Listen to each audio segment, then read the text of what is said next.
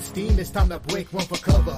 That's gonna cover, that's gonna cash. Then we make the 100-yard dash to the window. I don't know what you thought. It's Ramon Scott, running so hot. Sports make money and we make money with sports money every single day. NFL, NHL, NCAA. Stay away from the juice, we might play a parlay. It's the morning steam. What? Ramon Scott, sports money. What? Wake your ass up and let's get to the money. Get to the money. You know how we do it.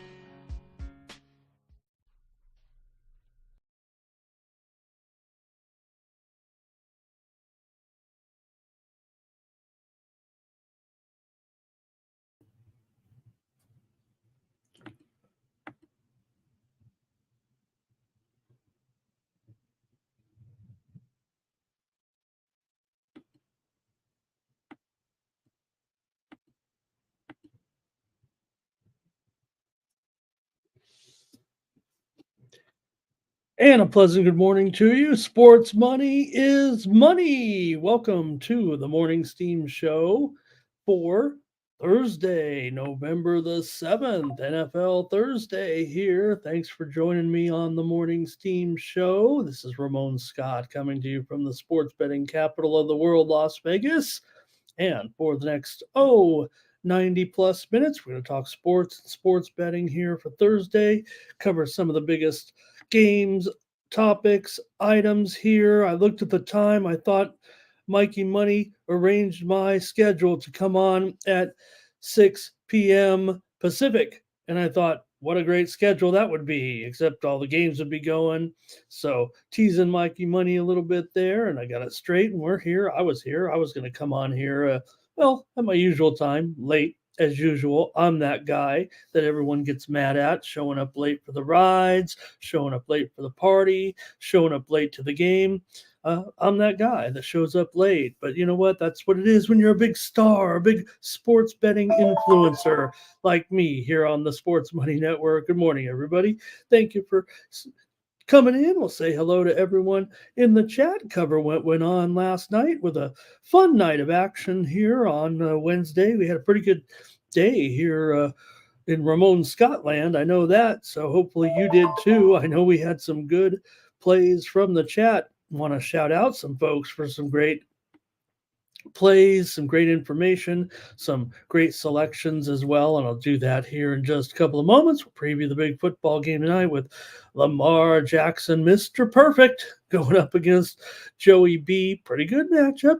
Bengals, maybe a little momentum. Maybe they're a little better than their record might indicate. They're still going to be a touchdown underdog or so tonight in a pretty decent matchup here. Thursday TV ratings, I said the other night, I don't know if I was on the air here, but that, the crummy Thursday night games, right? We see some bad plays sometimes, even from good teams, the short week or whatever. I don't know why they can't figure out to have maybe shorten the schedule and let everyone play on 10 days rest, maybe on Thursday nights, but the ratings continue to increase. So I don't think they're going to do away with Thursday night football like I kind of maybe said or hinted at or thought at first. They're in a deal on this thing, so they're going to have a few more years of it, I'm sure. But, they find a way to tune in to the Amazon there. And we all have Amazon Prime, don't we? I get all my office supplies.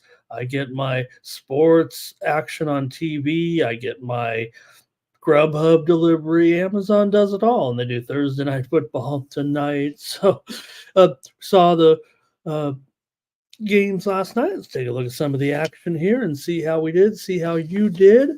And I'll say hello to some folks in the chat as well as we get ready here. Man, it seems like every sport going on today. So, hey, Old D was here first to open up the doors. Great to have Old E, man. Old E's been very generous of late. Thank you, Old E, for buying all those memberships for everybody. So nice of you. Rob McMahon is here. Thank you, Rob. What a pleasure to have you, part of the Sports Money team, joining the chat all stars hopefully today. Hello, stars. Gravy Betts has been doing a great job too. Joe Alvarado, Sports Money is money. And who else we got? Jermaine in here. We got Joe W as well.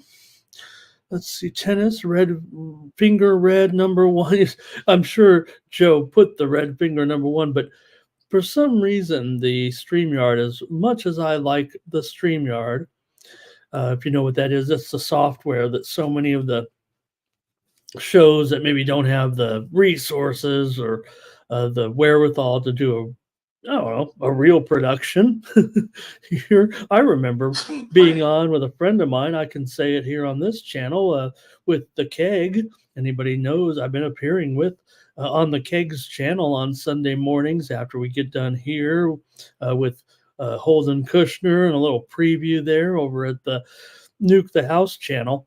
But I can remember being on with Keg several years ago, and we used to run the Google Meets. If you remember Google Hangouts, Google Meet, whatever it was. I think Google Hangouts, Google Meet, that's where you meet the ladies, right? But Google Hangouts, and we do the shows on there, and they said, we're going to do away with Google Hangouts. That's what Google said.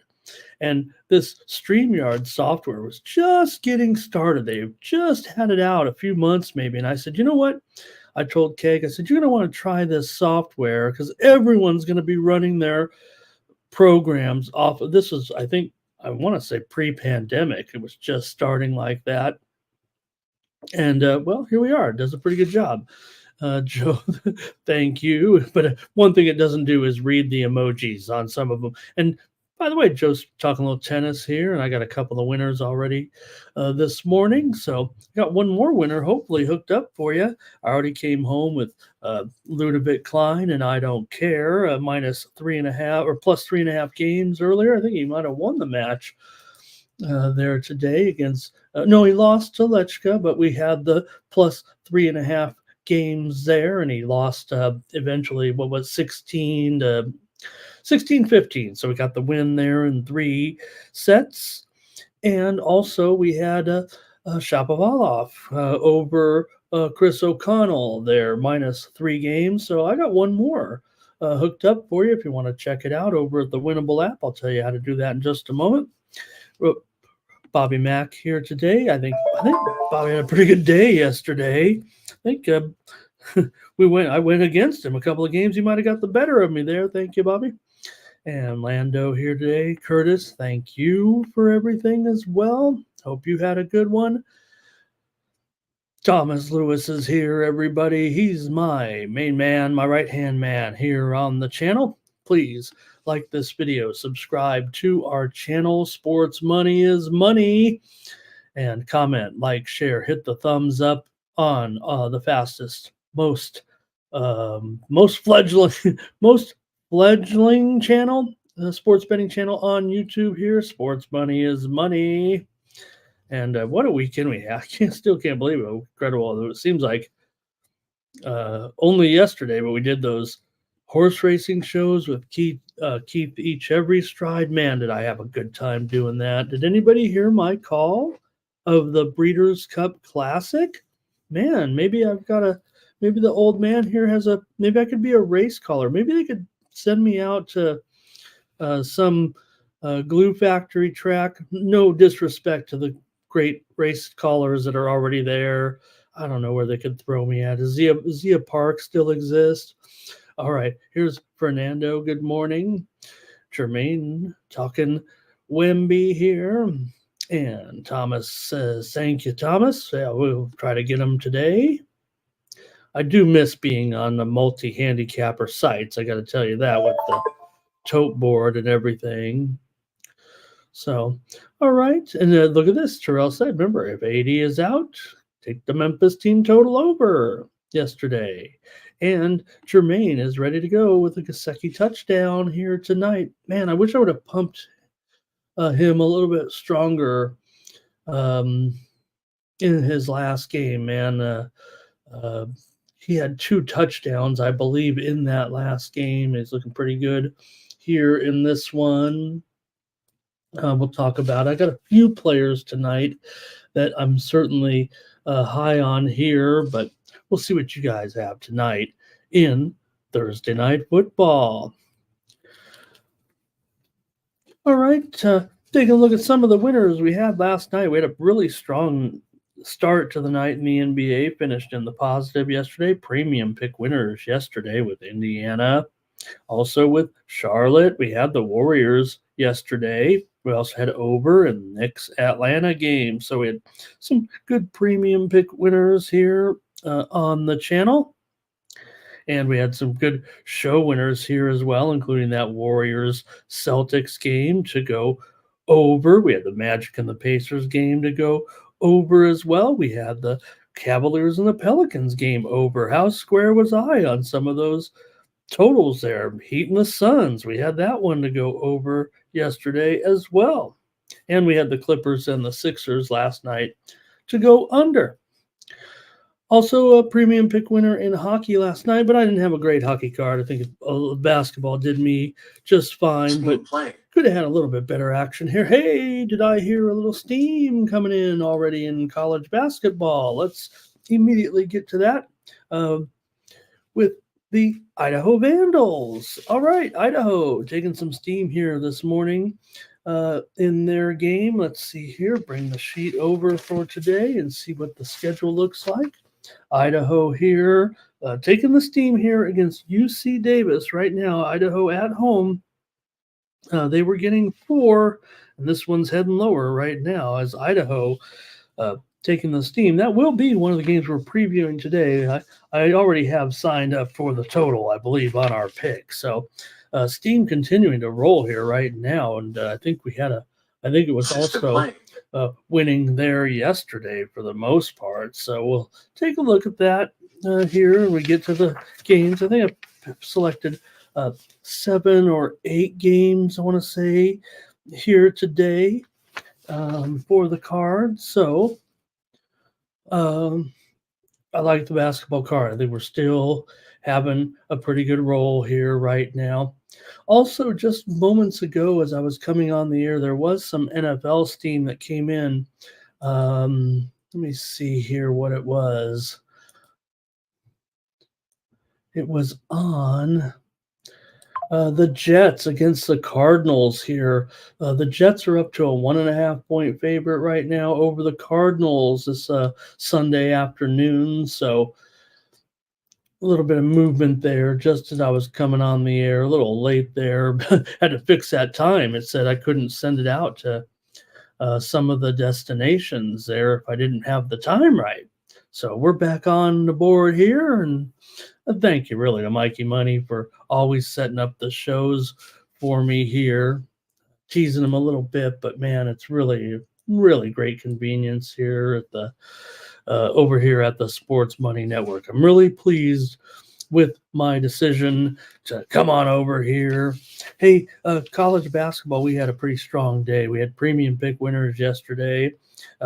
Both Mikey and I agreed on this one. I know I watched his show there with the under in Campbell and Virginia. I had that as a premium pick winner. We had the winner on Columbia Villanova here on the show. We went with the over. We also had Connecticut, which was interesting. I was in the chat on Mikey's show, and I saw Caravan was actually downgraded to questionable there and was not in the starting lineup, but he came in the starting lineup, and Connecticut rolled. I can't believe Ken Palm has them behind teams right now like you look at the Ken Palm rankings, and at the top of the rankings, it boggles my mind a little bit that Connecticut currently is behind, and he has Houston and Auburn ahead of him a little bit. we've kind of been there, done that, right? But maybe this year those teams will.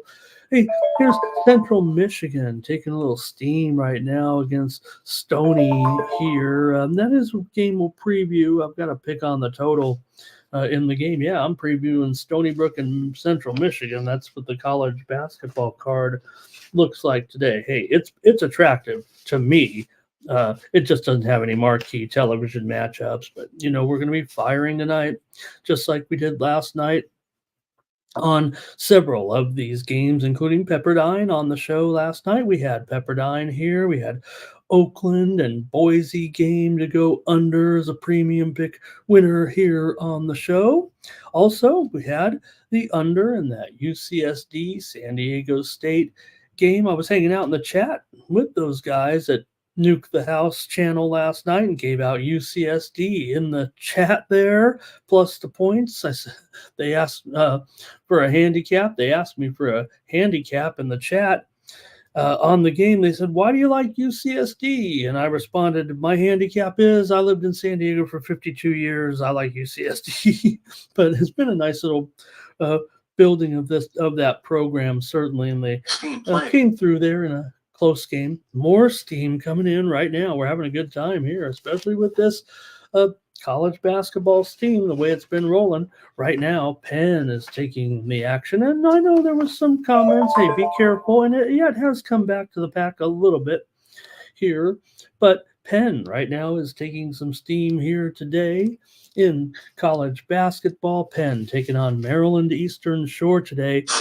This one was as low as maybe 16, but right now it looks like this one's going to either 18 and a half, maybe 19. Penn against Maryland Eastern Shore. Penn taking the money here for sure all morning long right now, it seems like. All right. And man, I can't stop peeking at my app here on all this stock market. Hey, I guess some things came out of the election. All right. Let's see here. Who else we got? Looking at some other games and some action here. All right. I like this card. Oh, yeah, so yesterday, more selections here. I see Doge says he's going to fade the Toreros. Yeah, you know what? I had the Toreros there on the show last night for sure against Ryder. And they didn't look so great. They failed. There was a close game, but I think we had that one wrong, gang. Ryder, it's more on USD. It feels like to me there a little bit in that one. So, all right. Also, though, yesterday we had, how about Mercyhurst? They picked up their first ever Division I win. Welcome to Division I, Mercyhurst. Hey, you can't be an official Division I team if Ramon Scott isn't going to give you out as a premium pick. We took Mercyhurst plus the points over Morgan State. Mercyhurst with their first Division I. They were a 10-point dog. They looked much the best in that game for sure. Mercyhurst. Also, we had High Point laying big points as a premium pick winner. We had Lehigh here on the show against Georgetown. They certainly got it done in that one. We also had a premium pick winner, Northridge and Lemoyne game to go over. West Georgia and Georgia Tech, I think we had a push. Some may have got the number there. We gave it out at 147 there, so a push there on the under. Team Steam Consensus had one play yesterday. It was in the Vermont-Auburn game, and it felt like an easy winner. And I will say this, it was one of the most popular plays, and you don't see many totals this time of year from professional cappers. And remember, I said, I was thinking over in that one. By the time game time rolled around, I was ready to roll with that under. You guys had it. I gave out Auburn. That was a winner too. But Team Consensus, that winner with Vermont and Auburn. Nice job, the gang. Nice job, Thomas, making sure we got that one. Lipscomb and Arkansas, premium pick winner on the under. We also had Texas A&M Commerce as our premium pick winner. All right. Also, college football last night in the MAC. We kind of turned it around a little bit here. We won both of our, or we won with what did we win with? We had Ohio here on the show last night. They won 41-0. We gave it out here. So did Mikey Money on his show. Easy winner with Ohio. Mikey also gave out the under. I gave out. I liked the over, but Mikey nailed it. Ohio and Kent. My thinking was that Kent was averaging 23 points in MAC games, and that even though they were against Ohio, and I expected Ohio to roll, that Kent State would be able to score a couple of touchdowns in a blowout loss, but they could not. They got a goose egg. And also, we did give out Northern Illinois and Western Michigan to go over last night in college football. All right, great day. Thank you, gang, for a great day. And we'll come at it here again tonight. Say hello to a few more folks here in just a moment, but you can get my best picks over there at the Winnable app. I'll mention it right now just because we're coming off such a strong day yesterday. Why don't you sign up with me to get my premium picks? We did go 7-4-1 in college basketball yesterday. Also, we had the winner 4-2, I believe, in the NBA yesterday. So, pretty good day here with the picks over at the Winnable app. You can join me over there by clicking the QR code in the lower right-hand corner of the screen.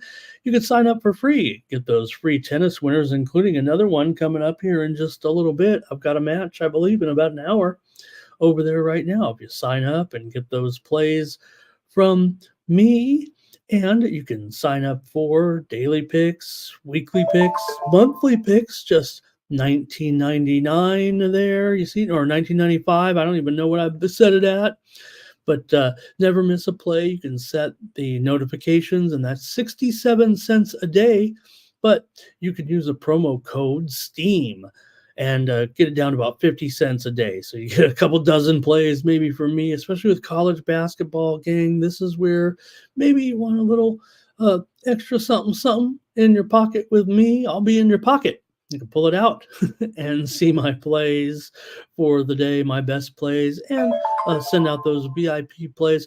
Tell you what, on Saturday, we're going to have plenty of free college basketball plays in there as well. I'm going to be firing. I'm never going to stop firing on college basketball.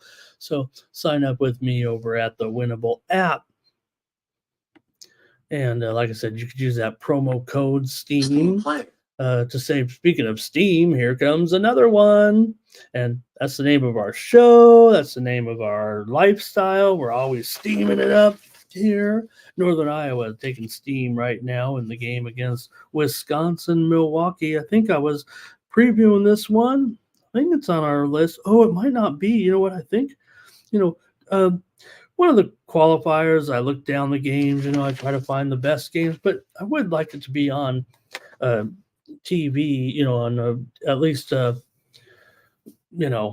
reasonable TV here, ESPN Plus or something. But I thought that game might have had no listings. Now, some of those games you can go to the conference website and they'll have, streams of those games. But if it's not widely reachable and you can't put it on your like Fire Stick or something, I think we just skip it. As far as the previews are concerned, I think I've got 7 or 8 games today to preview. So, all right, gang, let's go back over to the chat and say hello to a few more folks here this morning. Appreciate everyone joining me here.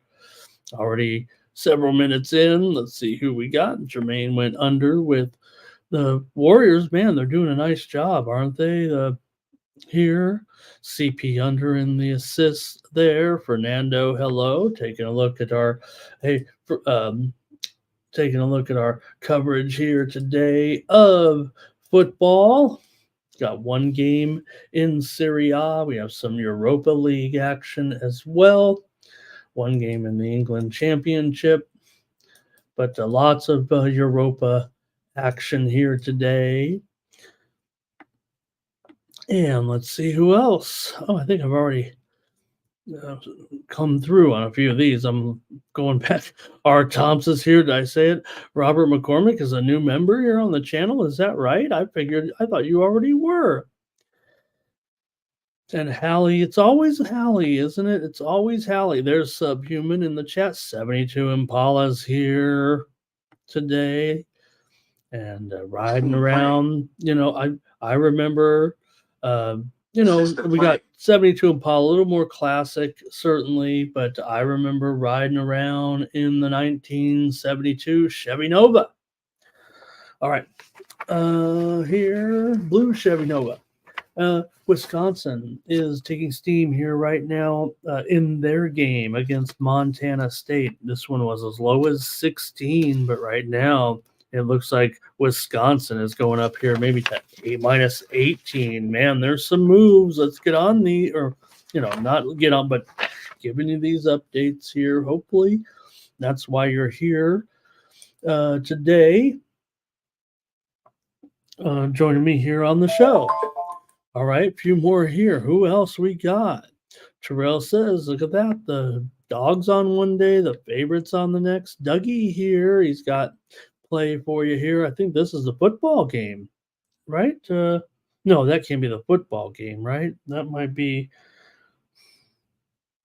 Well, I guess it is. I think it is actually, but I figure they were getting at least a point or a point and a half, or maybe this is an alternative line. I don't know, but thank you, Dougie. In the game tonight. And Cliff Lloyd, thank you. Appreciate you as well. We'll cover some information here, but hey, it's all about you guys a little bit. And Dougie talking about that soccer action as well. Terrell, how about, and let's not talk, I guess I kind of, the lead story might be Villanova here today, right, with their loss to Columbia. And, in looking at the game, it's all about, look, great job, Columbia, right? Yeah, they look like a pretty decent Ivy League team, but this is all about Kyle Neptune and Villanova right now. There is a problem at this point, and I don't know if it's solvable. Not a problem where Villanova is going to fall off the map or anything, but we're not getting the same Villanova right now for sure. And I'm not sure there's an easy solution at this point. UAB taking steam here right now against Southern Miss. We're going to have a pick on that one here and on the total, I believe, coming up. But right now, UAB is taking the steam here against Southern Miss tonight. They were 13. They're now 14, maybe even going higher here. UAB taking the steam.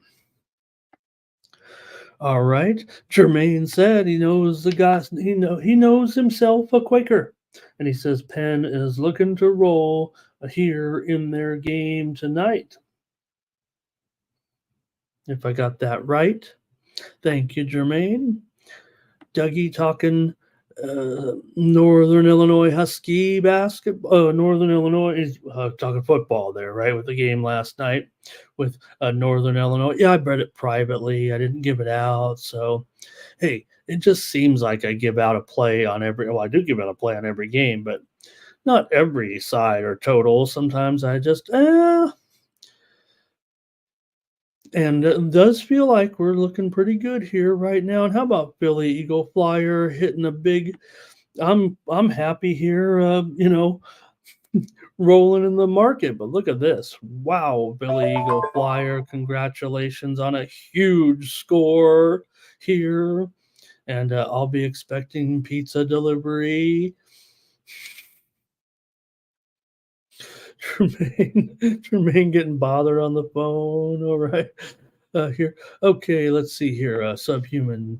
Sub's got a play here for us today in Europa. In Europa action here in this one, I believe, with Galatasaray and Tottenham. Corners prop here in that one with let me see here, Galatasaray at home. This one's close. Today, Galatasaray, just the slightest of favorites here against Spurs at home. Looks like a draw is the favorite. Bobby, thank you so much, Bobby. Right. Here's the funny thing about it, Bobby.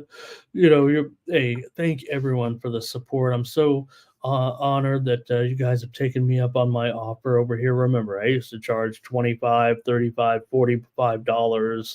$45 for my packages per day. And that was good business, man. Let me tell you, it was a great time over there for a few years with that site.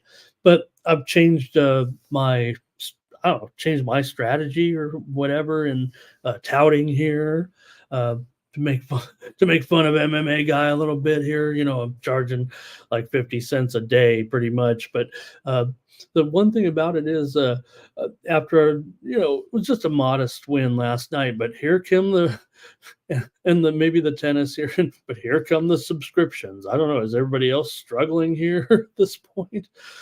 Here, I'm not. Just we've had a few good days in basketball, maybe, but all right. Let's see here.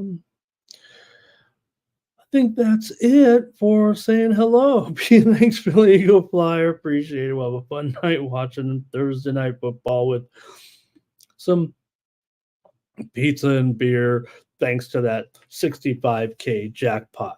Well, and I was going to say at least hopefully be craft beer and pizza, but it can't be just ordering up off the premium menu. Thanks, Philly Eagle Flyer. Thanks, everybody. Let's get rolling with the show today. And I made a big old card here. I made a big sheet of my plays here. Let's get started. We're going to go to the NFL first, so get ready, everybody. It'll be NFL, followed by NBA, followed by college football, followed by NHL, or I don't even know if that's the order I have it in here a little bit. So be ready. All right. Oh my God, Ava needs a 16 parlay and cookies. She needs a 16 parlay and some cookies. All right. Here we go. Let's get rolling. All right, it's going to start off with here the Bengals and the Ravens tonight. Thursday night football. It's on Prime.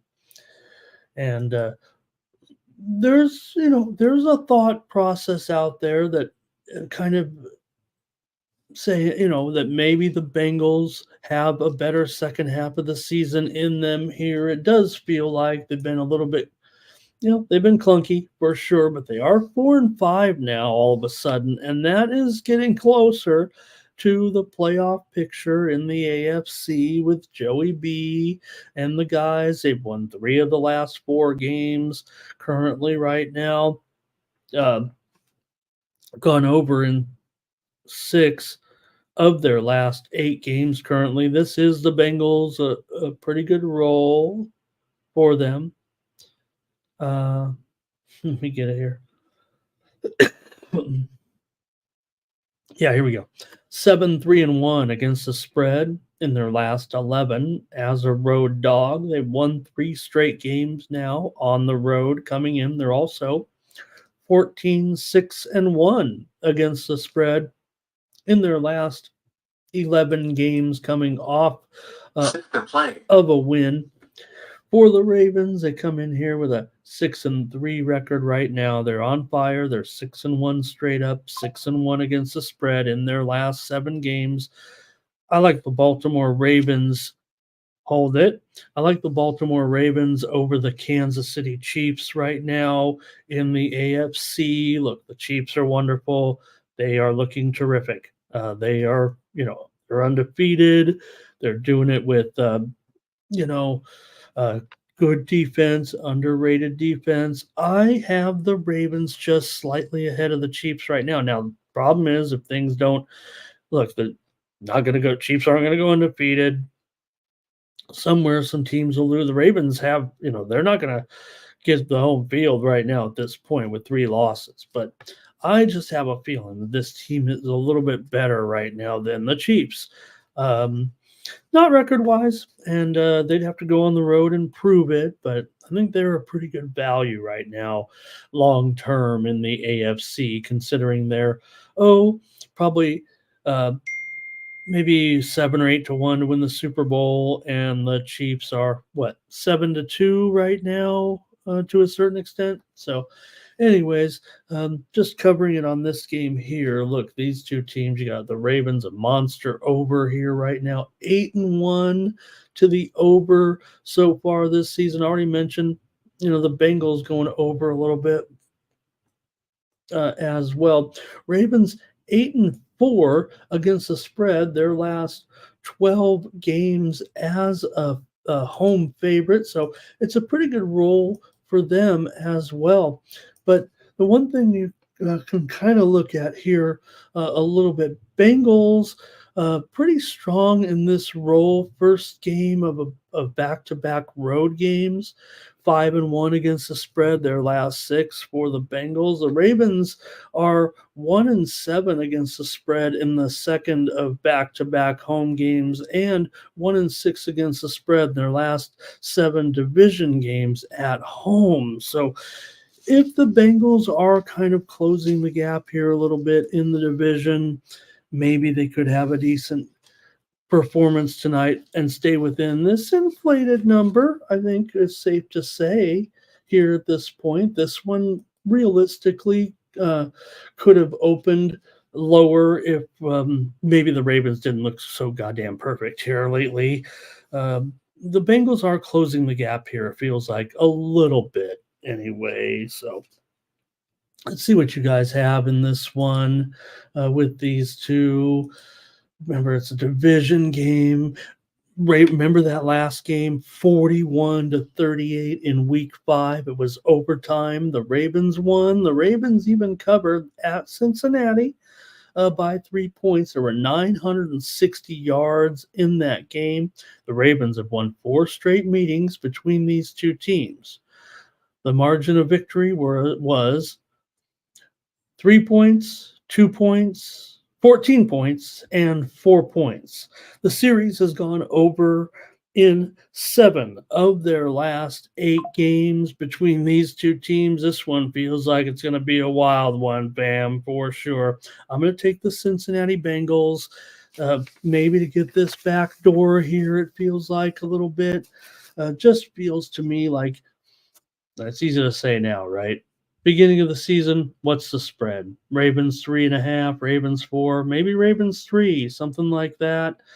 Ravens, they're good, man. Like I said, Jackson has had 2 or 3 perfect performances this year with the quarterback rating, tying. I think he tied the all-time record with some of these great quarterbacks like Brady, with the perfect performances here. So let me see what you guys have in this one. I'm going to try the Bengals as a dog. I do think it may be a backdoor situation. Ravens are playing awesome, no doubt about it.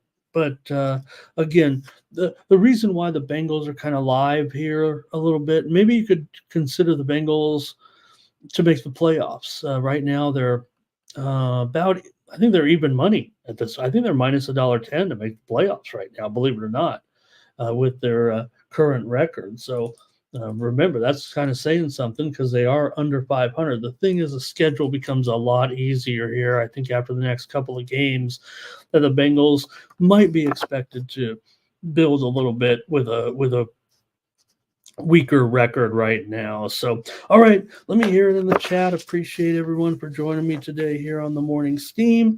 Players to me, look, gonna have Jackson and Flowers. To me, Jackson and Flowers is a good match. Bengals actually do a good job against the run. Derrick Henry continues to defy logic. Well, maybe not. I mean, he's awesome, but it just seems like he gets the big play when it's necessary, doesn't it? But the Bengals are decent stopping the run. Probably not top 5. They're definitely top 10 run defenses, it feels like to me. But I like Joey B as well.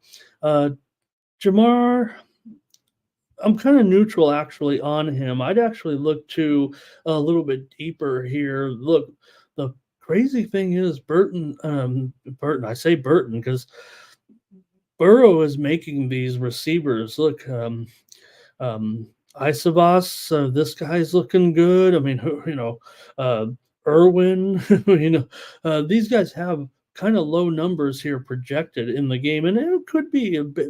Ravens can be tough against number twos and number threes, but um, those guys have all played pretty interesting here. His receivers here of late, and we already saw someone in the chat say Gasecki, and I've got to second that here. I've got Gasecki with a nice night here in this one. So, some of these other guys have been hot too on the touchdown front, like Mark Andrews.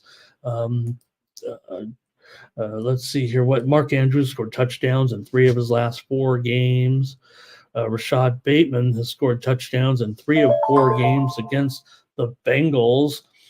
Derrick Henry, 2 or more touchdowns in 3 straight home games. Chase Brown, touchdowns in 5 of his last 6 games.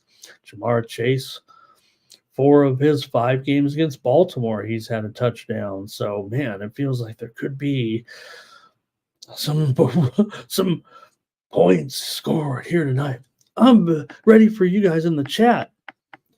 What do we got, you guys? Thomas Lewis will start us off. He's on the Bengals. Ava, it says the scouting has moved to 5.5 here now. That's big news, right? Because if you're taking off that 6, that's a big news. And Dougie says, well, you got the injury factor here with the Bengals with no T here tonight. Yeah, he's doubtful in this one.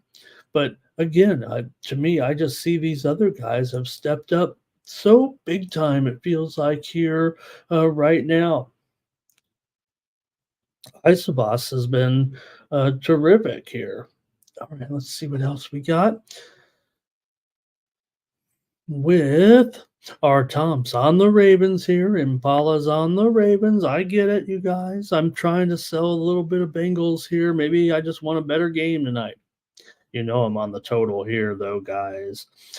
Dougie says, forget it, Ramon. He's got Mahomes. Yeah, they'll have to go in and play that game. I just love what Jackson's doing here right now. I know they've had some bumps here with 3 losses here. Oh, Phil Eagle Flyer, what do you got? He's got Man U, BTTS. He's got Porto to win. He's got Fenerbahce to win. I hope I'm getting all these right here. Fenerbahce to win, or both teams to score. Ajax to win. Sociedad, I think that is to win. Anderlecht to win. Galatasaray to win. Braga to win. Twente to win. Marseille, BTTS. Hope I got that right. So thank you, Frankfurt to win. Leon to win. Thank you, PEF, for all that. Really good. Appreciate all that work. That's why we do it. That's why we show it when we can. Because, look, I'm not going to have any coverage on this league. I'm probably not going to send out any premiums, but you guys are big soccer fans. I am as well. I'll be putting on my Paramount Plus and watching the action today. And to take the time to put all that in there, we're going to leave it up there for a few seconds. Thank you. All right, here. And Ravens can't win the big one. And Paula says you got to go with the Chiefs and the Swifty factor. I made a comment on was that a show or a stream, or I was in a chat. And last night they were showing Ace. I said they show Rutgers star, was sitting on the bench last night or out of action. But they were showing Ace Bailey on screen on the Rutgers game more than Taylor Swift at a Chiefs game. And Ava says she does like the under here, the defense kind of to get it going. And no doubt, Ava, Thursday night we see some poor play sometimes that have affected the offenses. Although we'll say right now, let me see if I got the stats. I think the totals on Thursday night are pretty much a wash. I have it here. Let me see what it is. It's like 4 and 5 to the under or something like that, I think. Thursday night games are currently 5-4 to the over, averaging 44.7 points per game. I agree with you guys about what you said. I just feel like right now, I feel like Henry is the factor. Yes, the Chiefs are even running the ball well, but man, Henry, PEF saying it right there. A little bit of tough stretch. This is probably where they'll lose. Terrell says I totally agree with that. He's going to lose one probably in there. And but how about it, you guys? Terrell here, he probably just using the let's see, he says over in the passing yards here. Bobby Mack says Ravens team total over. And maybe Rich could take Cincinnati, but he needs 6. He might look to go under. This is a huge number here tonight. Jermaine, thank you for all these. If all these come through, we're looking at an over here, it feels like. And let's see here. Yeah, Dougie, no doubt, Bengals pretty competitive, and they've made mistakes, right? They've made some big mistakes in some of the games, no doubt about it. And also, I will say this, and they're expected to give up some points here. So they've lost them all. If they give up more than 24, they're 0-4. If they allow less than 24, they're 4-1 right now. Baltimore will win. Henry to score. We know that can be a little prop action. Let's see here. Impala says, did anyone? I use the Action app.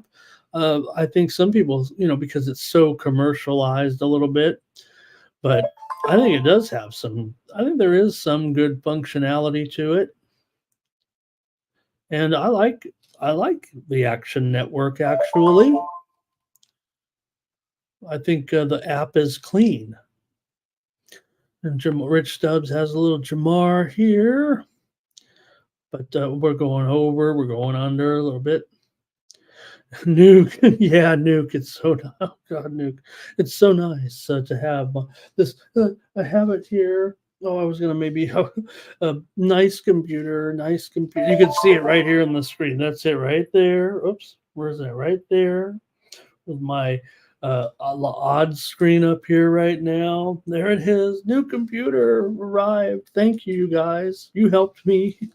Winners. We got some winners. All right. Thomas likes the over. E-Rock. Thank you for commenting in the chat. Sports Money Channel member. Thank you for joining the chat All-Stars today. And also, let's see here. Philly Eagle Flyer there. And Mark Andrews with an anytime touchdown. I think that's it, you guys. I think all the comments are in on the game here tonight. I'm going to take the Bengals here to be able to hang within this number. Joey's a pretty good, quarterback for kind of, like I said, I'm thinking probably a little backdoor action, if you know what I mean. And division game, so again, the loss at home just kind of stands out to me as well, losing that the way the Bengals did in that wild game in overtime. So I'm going to give them a chance here, and I think the Bengals are probably on the improved list here for the second half of the season. Easy schedule coming up. This ain't easy. We know that, but they are certainly a familiar opponent with these two. And like I said, 3 of the last 4 meetings have been decided by under a touchdown. So, all right. Yep, that's when Joey B gets rolling. And, it could be said that, the schedule always gets easier too, a little bit for the Bengals. All right. Thanks, everybody. Appreciate the comments there. We're going to move on now and move over to the NBA. There are 3 games tonight in the NBA, and they all start at the same time. Okay. Here with the Utah Jazz. I'm going to take on the Milwaukee Bucks at 8:10 Eastern, 5:10 Pacific. So get ready to go. Oh, so going to interrupt here a little bit. All right, guys.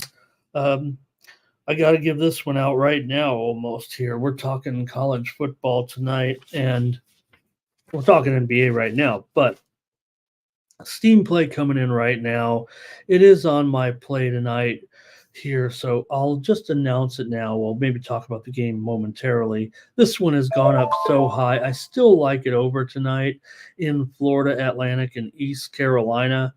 Um, I guess I like the side a little bit better than the total, but I like the total to go over. It's going up to like 58 or 58 and a half right now in the game between Florida Atlantic and East Carolina Pirates here tonight. We've already seen this spread kind of on the run here with East Carolina up 7.5 right now, but the total here is up to 59 at Bovada, 58 at a lot of places. Um, I like it over tonight.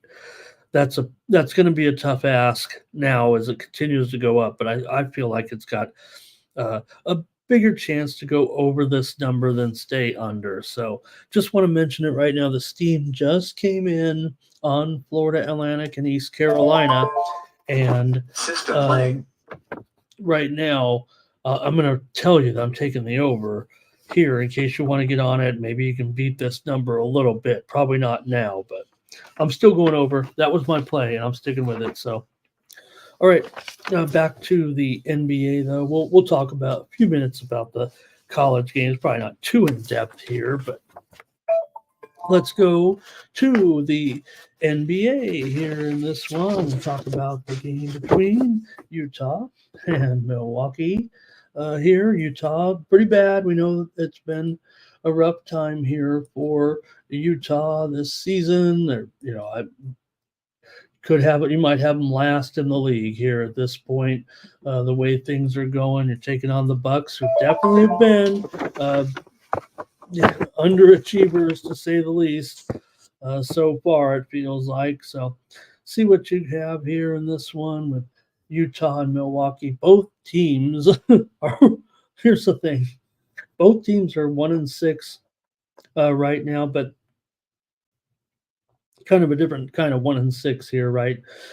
Both teams are terrible against the number two, ironically, but you have Utah here 2-4-1 ATS and Milwaukee 2-5 ATS. Both teams are 3-4 to the under so far this season. Let me see here. Yeah. So here's the thing. Both teams are doing really poor against the spread. At least the Utah Jazz are 2-1 against the spread on the road. You're looking for something to hang on to. I don't necessarily want to lay these points with the Bucks here. Right now, Utah's covered 4 out of the last 5 meetings between these two teams, and Utah hasn't been too much better than they are right now in the past year or two, in the past year and a half, 2 years. And we know Milwaukee is certainly not performing well here at this point. So why would we expect them to cover 9 points against anybody here right now? Even poor opposition, it feels like. 4 of the last 6 meetings between these two teams have gone under. Utah's gone over in 2 of their 3 road games so far, and that number is big. But I would think this one could be. I would think it's probably going to go over. I don't know if I can get behind it as a premium, but maybe I can. Here, I'm going to just take Utah as my play here in this one against the Bucks. Neither team's covering anything. At least the Bucks have covered the number here a little bit on 2 of 3 road games, getting big points. So thank you, Jermaine. Went team total under in that football game. R. Thompson's with me on the Utah Jazz. I like marking it down when I see R. Thompson. I greeting. That's when I usually step it up. Thomas will take Utah as well. And Kelly says, look, the Bucks have played tough teams. Home, road, doesn't matter. They played tough teams so far. Fernando says he's got the Bucks in the over. Kelly says, we're just going to tease Milwaukee. They are obviously the better team. No doubt about it. And here's Bobby Mack. He does say over, and I kind of agree. It's going to be close to make the card. I just don't want to lay the points with the Bucks. Maybe I don't want to take the point, take the points as a premium. Um, okay, let's see there. Markel says he's going to lay those points with Penn after we after we heard the that's not 25.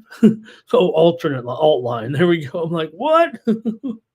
I like it too. I like that Steam came in. I don't think we're previewing that one, Markel, but after we got the lowdown here, ready to roll against Eastern Shore. Come on, Quakers, let's go.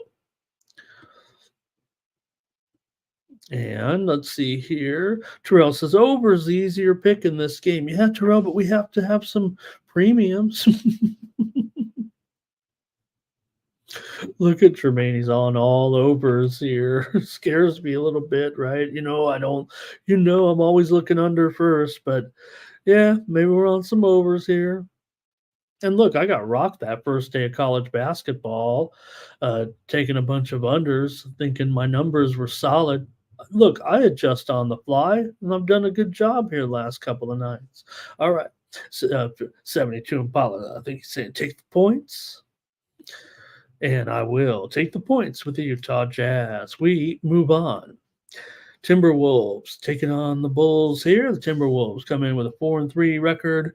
Currently, the Bulls right now are just 3-5 coming into this one, but the Wolves are not covering spreads. They might be above 500 slightly, but they're 2-5 against the number right now, and now they're laying 8 points again.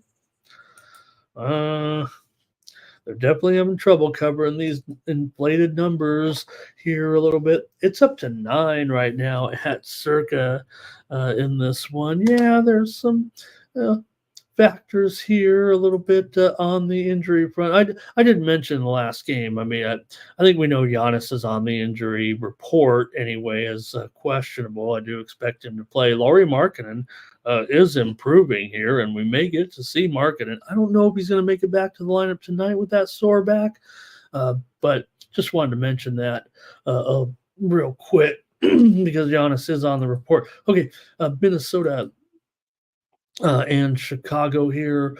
Zach Levine is questionable. I don't know if it's looking great for Zach to get in this game. We know Ball is out. So, but still, this thing keeps on rising, whatever. I mean, it just doesn't feel like um, the Wolves.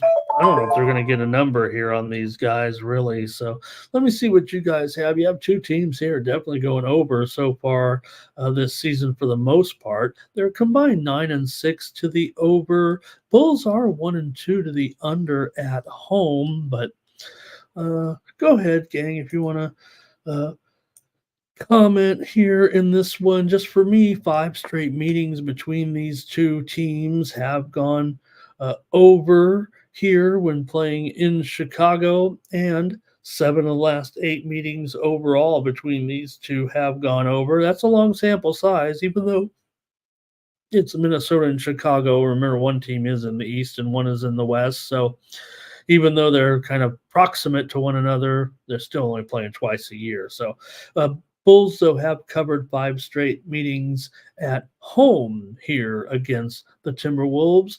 What do you guys have? Go ahead, gang. Let's hear from you in this one between the Bulls and the Wolves here.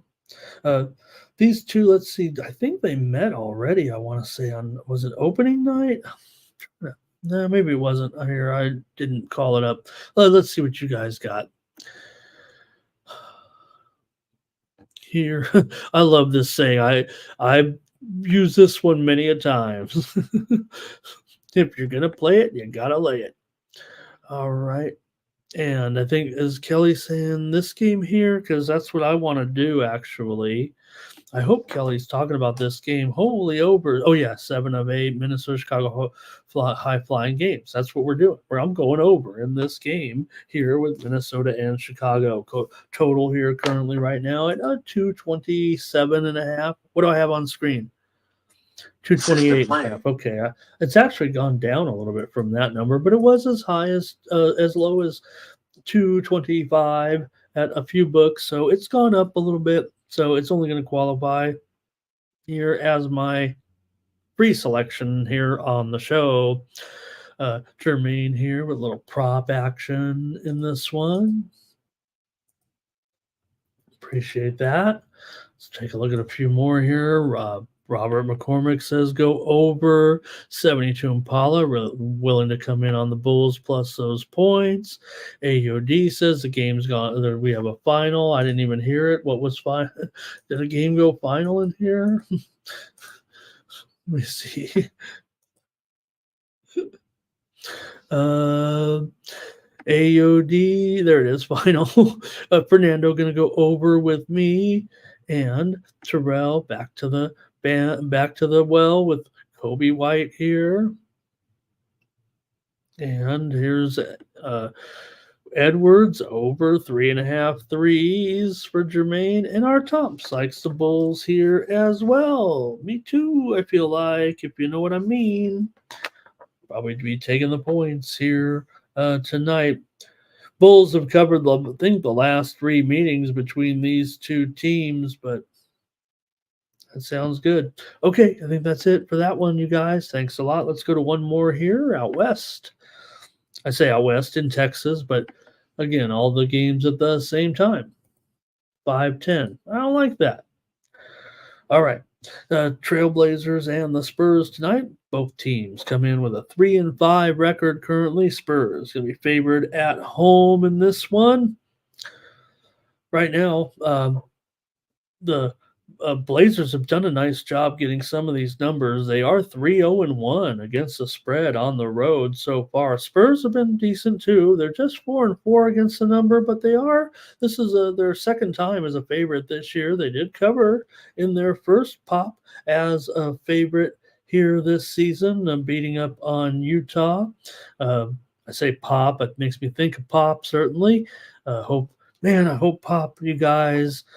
Don't you hope Pop's okay here a little bit? He's a discreet man, so it's kind of interesting, but hopefully whatever he's going through. Anyways, Spurs here, 2-1 at home against the spread currently. These two teams have gone under here this season, it feels like, but I don't know in this matchup, but with one another, it might be different. I think the series history here is actually over.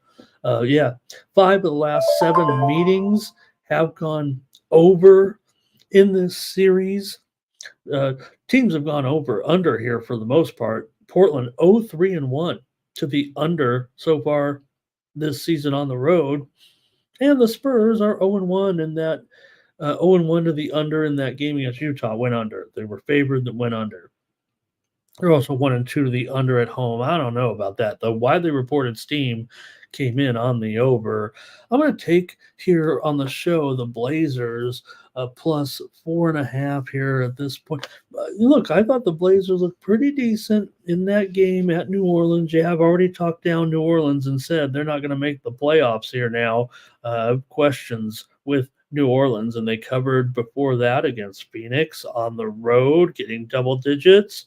They also beat the Clippers on the road as an 8-point dog. So I'm going to try the Trailblazers here in this one tonight. Spurs definitely, been okay at home, no doubt about it. But I'm going to try the Blazers here with just a little bit of improvement here maybe this season. Shaden Sharp is upgraded here to questionable. Maybe Sharp could make the lineup here, and Sochan, he's definitely out right now. We know Vassal's been out here for a couple of weeks. Let's see what you got, you guys. Thank you for joining me here on the show. Oh. All right, here we go. I just keep looking at the stock market thing. Look, we're going to win a lot of sports bets today, but I don't know if we can. This is great. This is great. Great president. Great choice. Okay, here we go. Let's see here and get it rolling. Trailblazers and Spurs. Let's see. Where did I leave off? Thomas is first. No, I see Jermaine here. I hope I'm not missing it, you guys. No risk it, no biscuit. Thank you, Nate. Here we go. I think Jermaine, I hope I didn't miss anything here, you guys. Thomas is on the Trailblazers here.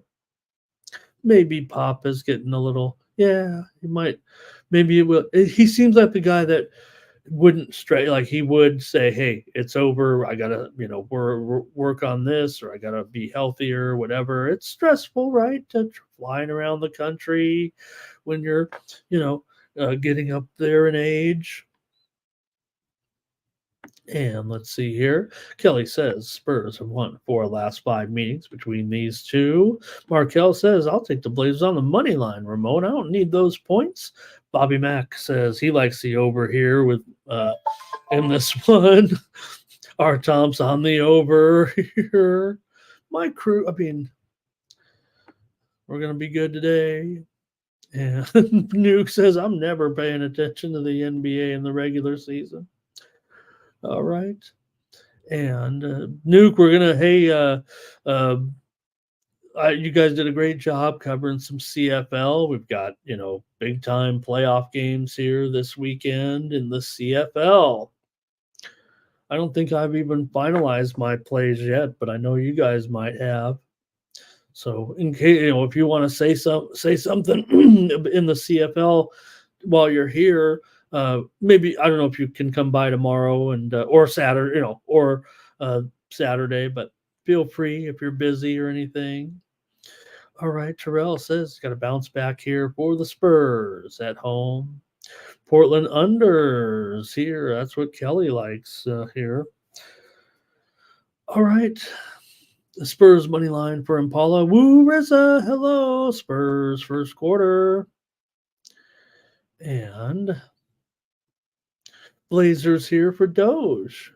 Well, lots of nice moves here with the Blazers in the chat.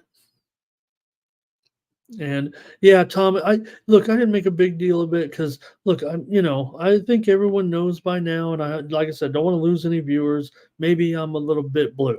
Maybe even though I'm wearing this red or maroon, whatever. I'm probably a little bit left, right?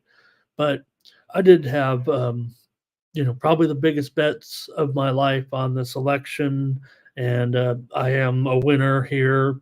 I mean, got to go with what you think, right? You got to go with your handicap, even if you didn't, even if you're on the losing side. So maybe it was an emotional hedge. Maybe I just wanted to be paid if my choice didn't win. But the Robinhood contracts, I put a lot of them in. I put a lot of them in at a really good price. And, maybe I would have paid for a loss. I don't know. Nuke says, take the Argos here. Hope you folks don't think any less of me. I'm going to support whoever is the president. I'm an American. So, okay, here we go. All right, that's going to do it in that one. I'll take the Blazers here with you guys a little bit. You guys like the Blazers, it feels like there. Terrell. Oh, wow. You know what? That's funny. Terrell, look at this. And, what did you say yesterday? And I always perceived Terrell as, I don't want to call him old, but I always perceived Terrell as a little bit younger. But now I'm starting to see Terrell and I, it feels like maybe we're kind of close in age. All right. Kelly, yeah, Kelly was good. And not only that, like I said, whatever's going on with the dynamics of this whole thing, and I, like to think I know, but whatever's going on in the stock market, I mean, what can you say? This thing's up, 6, 7, 8%, it feels like. And I'm pretty good at picking. Mine have been a little stronger the last couple of days. Okay, let's go, you guys. That's it for the NBA here. And let's move on to a little bit of NHL action here with the Predators. Or let's see here. Make sure I get the right game. I'm ready to move on to some hockey, you guys. Just want to make sure I got the right games up here right now. Yeah, Predators and Panthers. I have the wrong odds.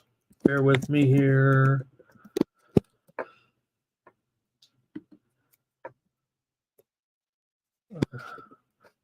I put in the teams, but I didn't put in the odds. There we go. I'll call it 206 over 20, I think, right now. Maybe it's a little higher. Here we go.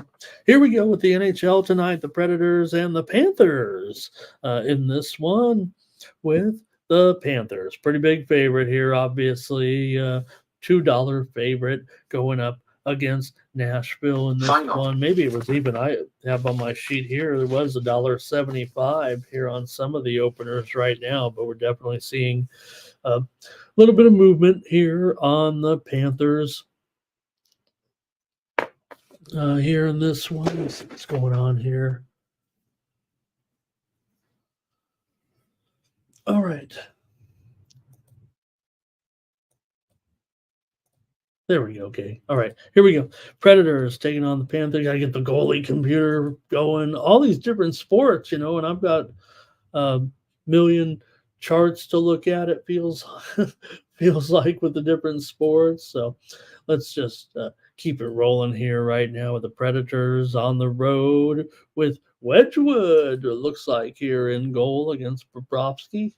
Take a look here on the goalie computer. Yeah, it looks like these two are the guys here today in this one. You got Wedgwood coming in 1-1, a 3.53 goals against, an 85.5% save percentage for Bobrovsky, 6-2-1, a 3.08 goals against, an 89% save percentage coming in to this one.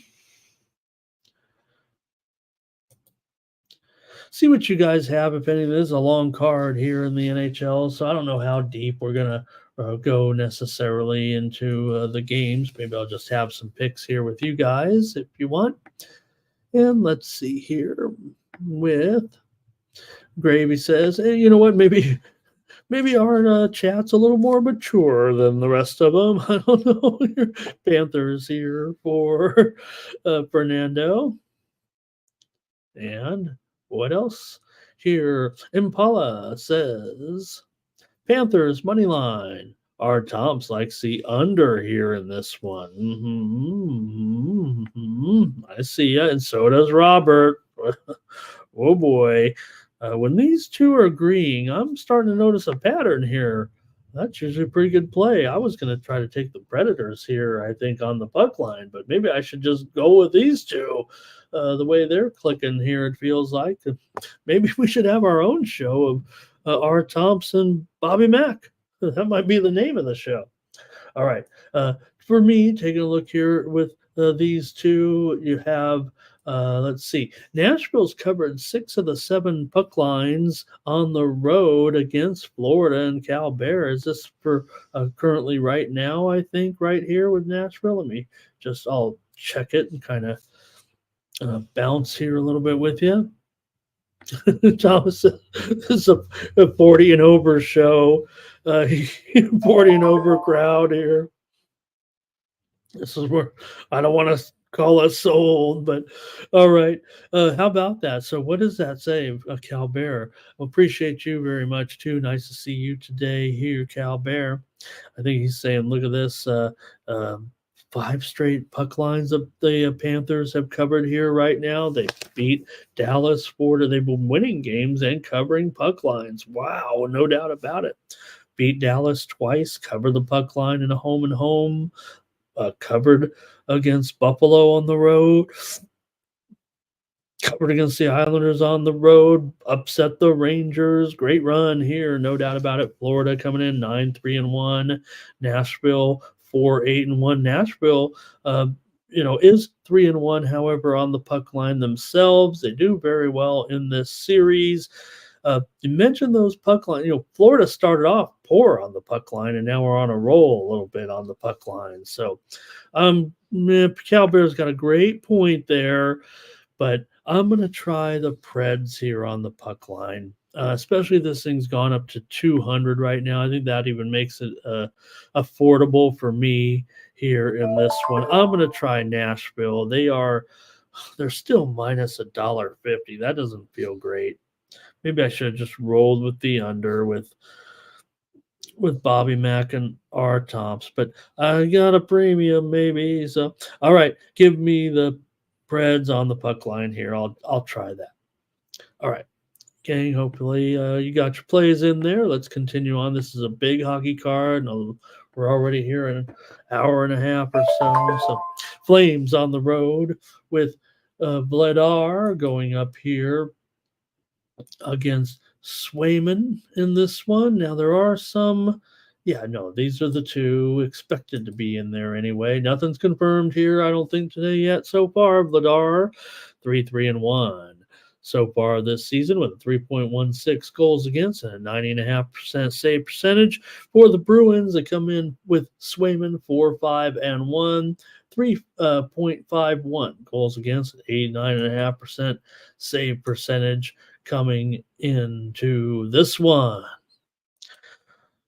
Right now, the Bruins here about a $1.95 here, and the total currently at says 6 there on screen, but I think we've seen the move here a little bit to the over. I don't think it was, I mean the under. I don't think it was Steam though, but I'm showing, probably half the books as the primary line, 5.5 over, and maybe half the books at 6 under. So it's teetering right there right now. It seems like in this one, you have a Calgary team that certainly has been going under so far this season. They're 1-4-1 to the under on the road. Boston's 4-3 to the over at home, but I don't know if we have any true pattern with Boston necessarily. They're 3-5 to the under as a favorite right now. Let's see here. 4 of the last 6 meetings have gone under between these two teams. I think I'm going to end up on the under here. Look, I have 6 on screen. It's definitely 6 under 20. I'll update it to 5.5 over. You can grade me on 5.5 over. And hey, if you want to play it at 6, you know what to do.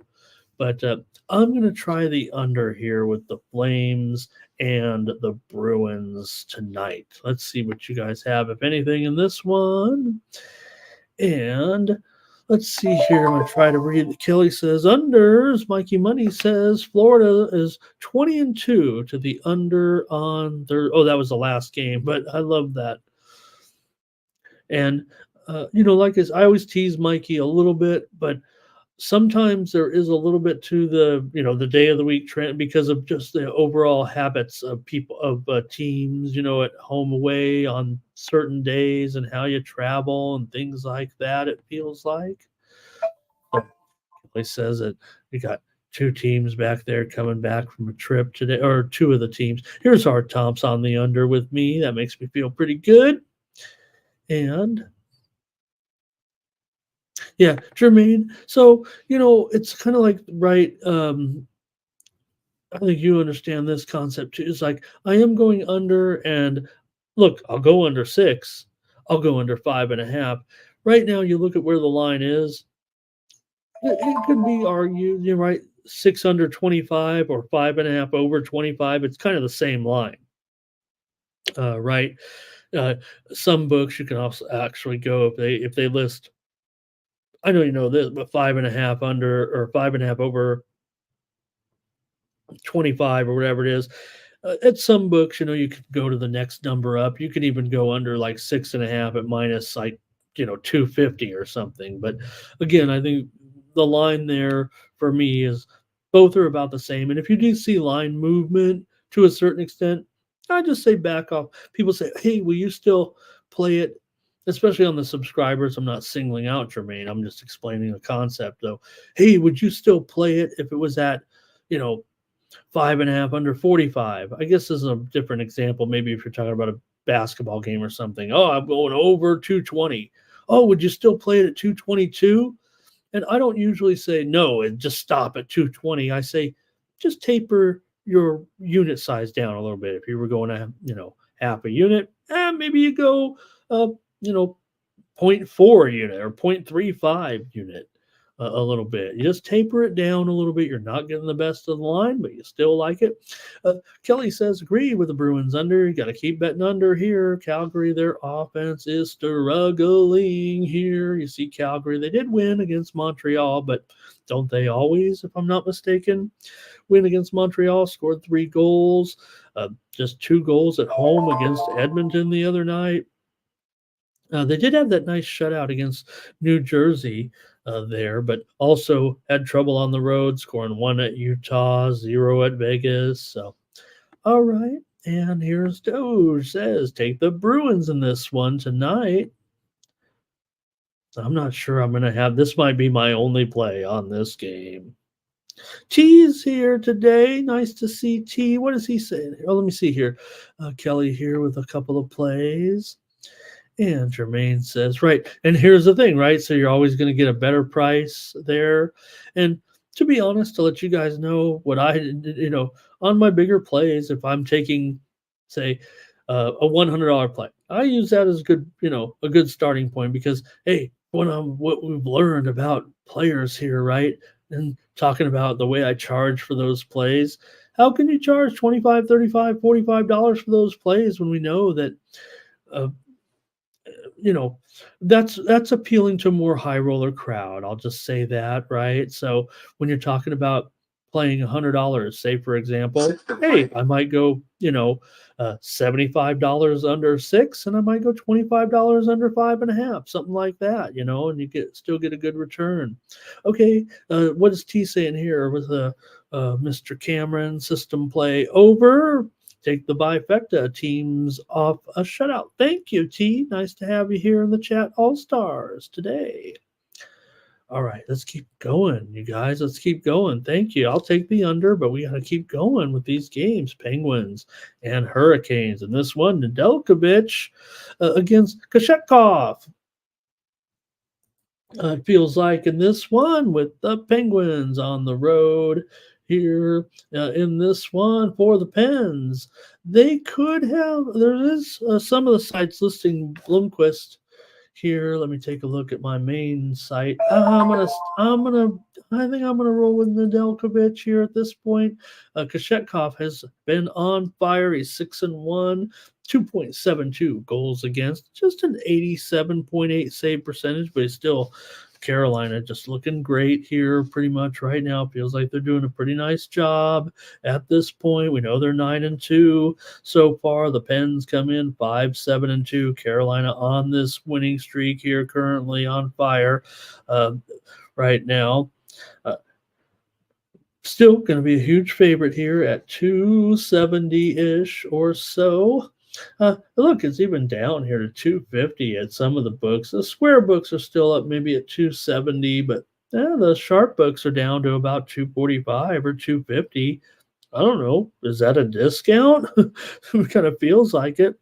Penguins have gone over in 6 of their 8 road games so far this season. Carolina trends slightly under here right now, but you look at the series history between these two teams. These two teams have gone under in 5 straight games against one another. They've also gone under in 5 straight games here in Carolina, and those aren't the same games either. So the streak kind of runs even a little bit longer here necessarily between these two teams when you think about Carolina, and these are, regular foes anyway. So also Carolina has won 5 straight games against Pittsburgh at home, but we know they've been a little bit better than Pittsburgh certainly and been beaten up on them here. They won the last game. I say they've won 5 straight at home, but actually Pittsburgh has won some of their games at home in the series. Pittsburgh has been winning at home, but Carolina did win back on October 18th at Pittsburgh 4-1. Go ahead, and for me, I think I'm going to go with the Canes on the puck line here. What is the price? It's got to be about even, maybe even money. What is it? Carolina here, puck line minus $1.10. I'll take Carolina on the puck line here as my play on the morning steam. What do you guys have, if anything, in this one? All right. Jermaine here. Let's see. Our Tomps likes the under here in this one. I think I can get behind that for sure. Here, right now, you got Nikas here for an anytime goal. And of course, you can't spell, you can't, like I always say, you can't spell Canes without Nikas. All right, here's Robert. He likes the under here as well. The old, I have a new angle. The Art Tomps, Bobby McCormick consensus. We might have a new consensus here a little bit. And then Ramon, too. All right. And Kelly says Carolina owns these pens right now. Yep, it was 4-1. They covered the puck line. Did Carolina back on October 18th? She said. Tremaine like in Carolina here. All right, I think that one sounds pretty easy here. I don't know, easy. I don't want to say it like that. I just mean easy for me to figure out what the chat all stars are on. That's what I mean. Okay. Thanks, you guys. Keep it rolling here right now and go with my Montreal Canadiens on the road here against the Devils. Well, the Devils are a $3 favorite in this one. A little lopsided here with Montreal, certainly.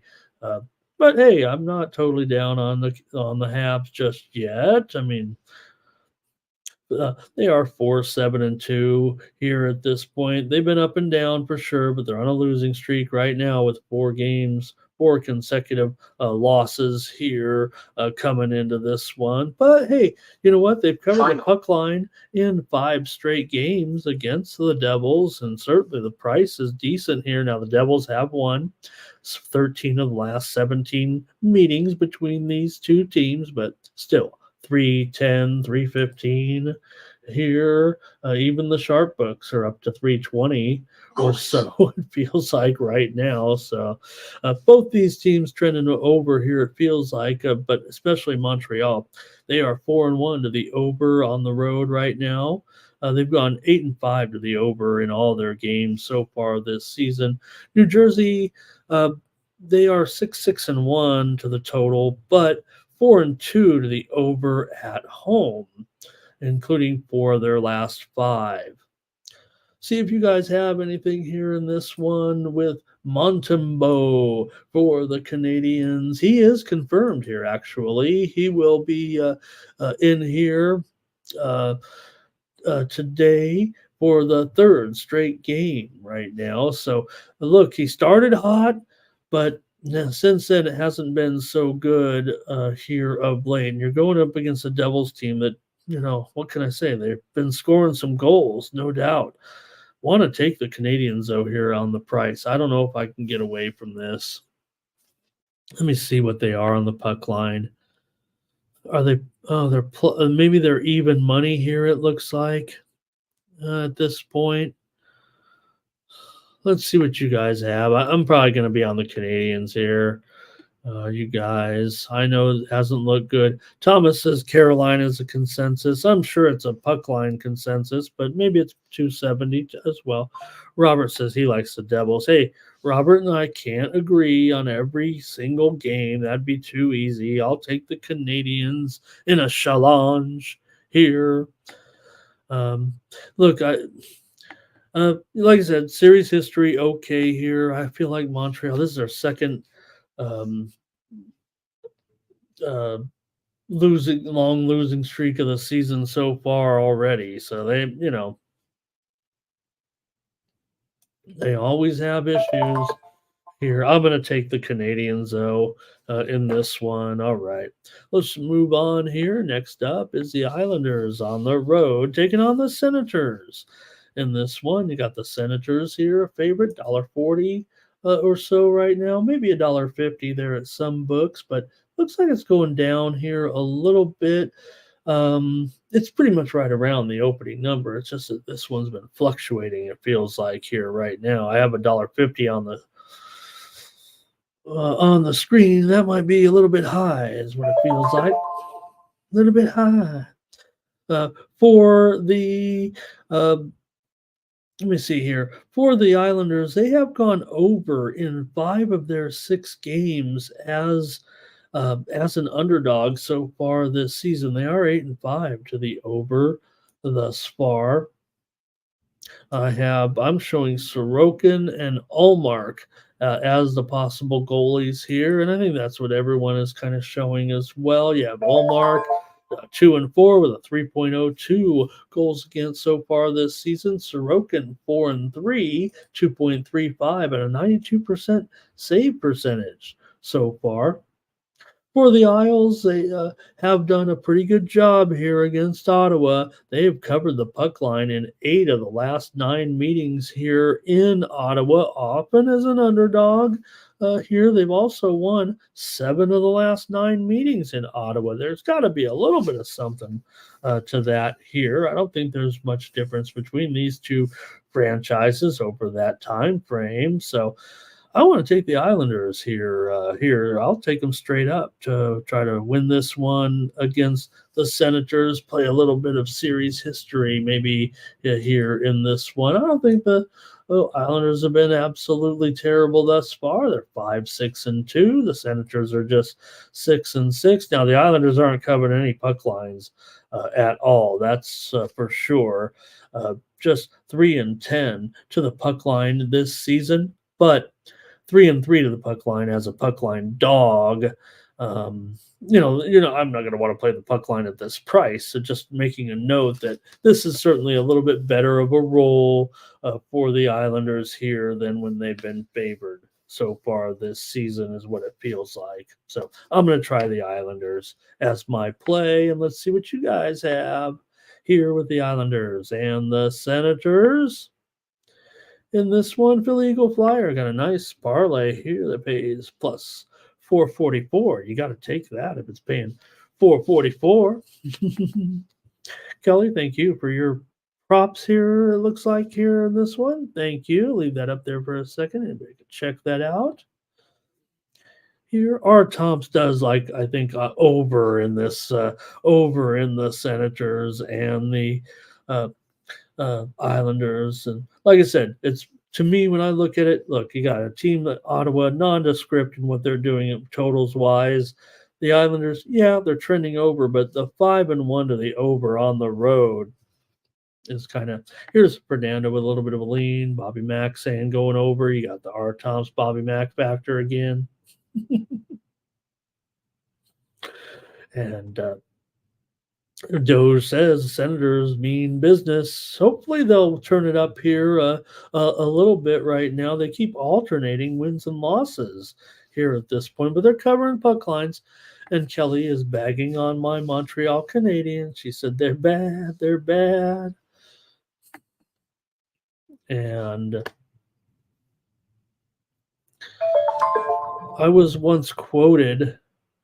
Well, I don't want to go into it. Okay, here we go. I think that's it. We got to keep moving here right now. I'm going to take the Islanders here in this one. The Sabres are on the road against the Rangers, and the Rangers are a big favorite here, $2 favorite. It feels like right now. It was lower than this. We're getting the goalie. Let me see here. Just want to make sure I got Canadians and Devils, Montembeault and Markstrom. Okay, we got that one in there. And hey, no doubt one thing yesterday, right? We saw Connor McDavid make that game yesterday, right? We said he was near his comeback. Mikey said it on his show. It was going to be close there, and he did make that come. Just want to mention that yesterday. So, all right, here though with the Penguins taking on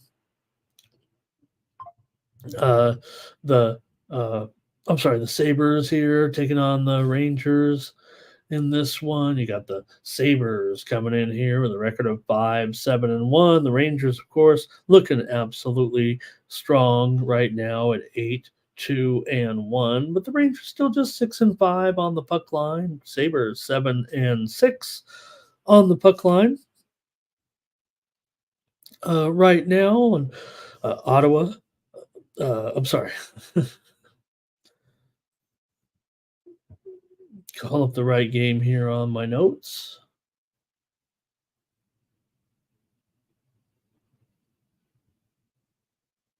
Okay. Just seeing some here catching my eye. Sorry about that, game, fam. All right, here we go with these two. You got the Rangers coming in, as I mentioned, 4-1 at home currently, looking pretty strong. Here comes a little steam right now. Let's. It's in college football, gang. Let's pass some college football steam along to you. We'll resume the NHL here, but nice to get a little interruption. Navy and South Florida going under 57.5 here. We're seeing steam play here to the under, steam move currently. Navy and South Florida, total moving under here right now.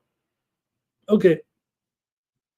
Let's hear it right now, though, between the Sabres and the Rangers here in this one. You've got the Buffalo Five has covered five straight puck lines when playing the Rangers on the road. They're obviously going to get a little bit of an okay price here, it feels like, at plus 1.5 at minus $1.50.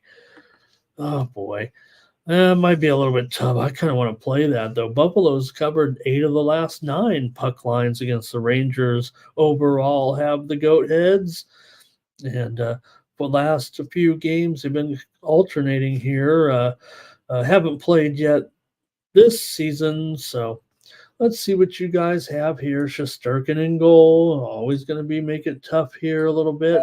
And Pekka Luukkonen, 2.92 goals against so far this season. Igor, 2.5 goals against so far this season. Rangers are 2-4 to the under at home thus far. And hey, it is 6 over 20 after all.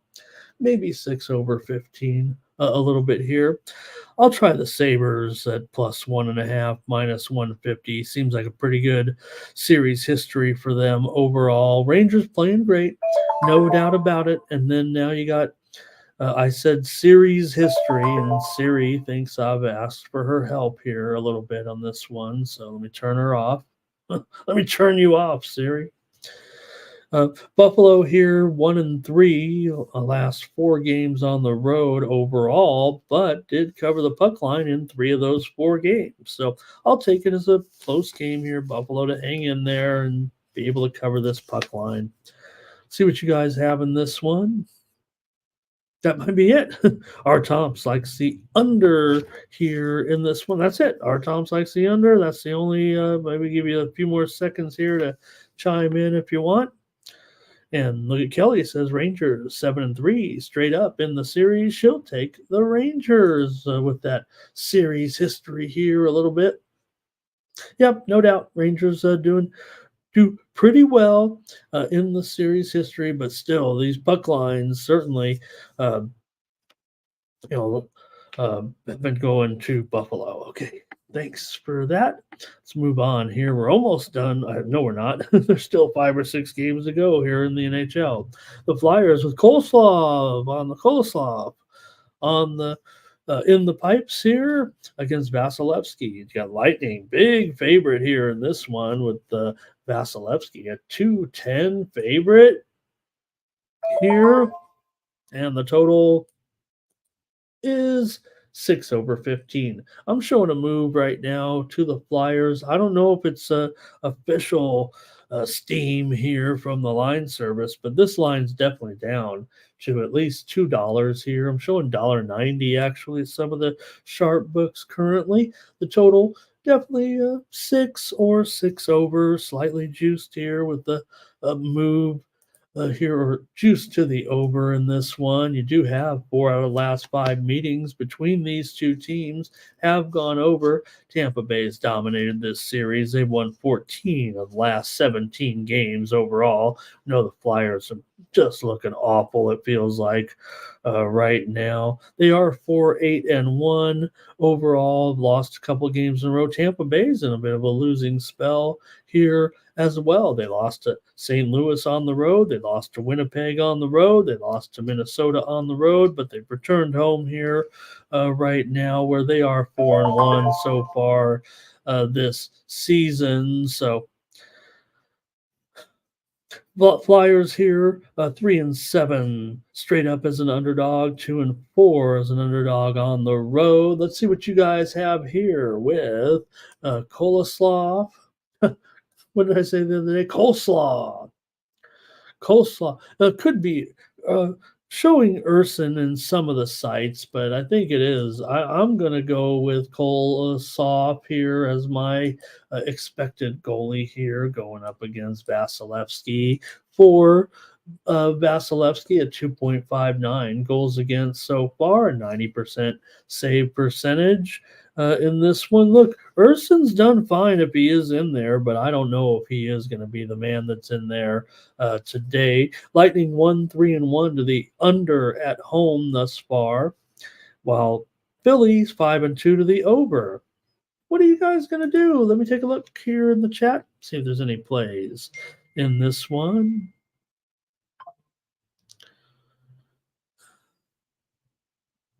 And it's going to be our Tumps has Flyers here on the puck line here in this one. Bobby Mack's going to go under here. And Cal Bear says, how about Tampa Bay in regulation? That'll get the price down a little bit for sure. All right. I will take Tampa Bay. I'll take them on the puck line here at -1.5 at +120, but I also don't mind that play in regulation. That is also another way to kind of play the same thing there and get a pretty good return here. I'm showing the, let's see, I think the Lightning. Let me see, I saw that regulation line. I don't want to keep you guys here real quick. My computer kind of going slow here. Hopefully, I'm still on the air. I'll just take them on the puck line just to be sure. I got to keep it rolling here on the show, but I don't mind that at all. I always think, to me, I sometimes prefer the in regulation play, but I like to stick to the old school, either side, total, puck line. You know what I mean? But there's so many variants out there. I love them all. All right. Give me the Lightning here in this one on the puck line tonight at a little bit of plus money. All right, next up, it's going to be Utah. Utah taking on the Blues here in this one. Hockey Club, an underdog on the road. Did anybody see? I think it makes me think of actually. I saw where the Oakland Athletics, the Las Vegas Athletics. We're seeing a bit of a move here right now in the NFL. I got to break this one to you. I thought we mentioned this. I want to say we mentioned this yesterday. But just want to throw this in right now because we are seeing a little bit of breaking news here right now. And maybe we could go with the breaking news banner on this one. No, let me just go with this. Let me just go with it right now. It looks like Trevor Lawrence is going to be missing this game. I thought we mentioned that last show, actually, or maybe it was the day before, but Trevor Lawrence is looking like he might not make this game here against the Minnesota Vikings. And we're seeing a move right now. That steam move that just came in was on the Vikings at -5 for the most part, a juiced 4.5, whatever it was. But right now the Vikings are up to a 5-point favorite at South Point, 5.5 at Bet Online, 6 at Bovada, 6 at Circa. The Vikings are taking steam here right now, as it looks like Trevor Lawrence is. We know he's been hurt a little bit, and after last game he got dinged up there, remember, real close. I think it was when he got inside the 10-yard line there on the left sideline and came up a little bit lame, and we're seeing him going to miss this game here right now. And so that line is up to 6 points here. Minnesota taking steam right now here. Also, and a quick NFL note here today, we did also hear Christian McCaffrey looking like he's going to be close here this weekend to possibly getting in that lineup from what we've seen. So a little bit of news there here as McCaffrey is nearing his return. That is that's a fact here at this point. All right. Let's continue on, though, with the hockey. I think that was an important news there, but it looked like Lawrence was going to miss there. Okay, here we go right now. Where did I leave off? Okay, Utah and the Blues here in this one. You got Utah, $1.15 on the road. I'll tell you this. Remember, I'll keep saying this until, I don't know, until maybe next season, but remember, we are dealing here with the former Arizona Coyotes franchise, right? So no doubt about it. This team. What do we got? Oh, okay. We got some nothing of interesting of note on that. Okay, so Utah, right? Arizona, the Arizona franchise, Utah. Now my mind is racing. I want to mention the athletic Oakland A's, the Las Vegas A's. It was announced yesterday they petitioned Major League Baseball well, when they play their games in Sacramento here for the next season plus, they want to be known as the Athletics. So I think they should go with Sacramento because, that way they could have Philadelphia, Kansas City, Oakland, Sacramento, Las Vegas, all the Athletics. Why not?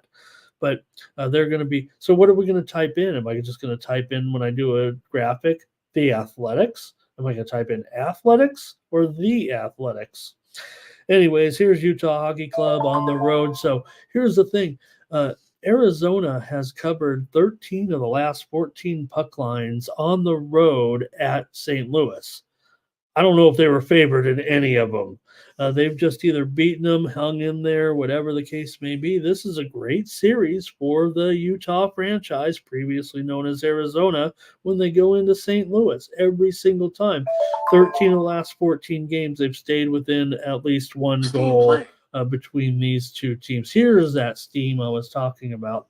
South Carolina right now, football this weekend, the Gamecocks. Taking steam here right now.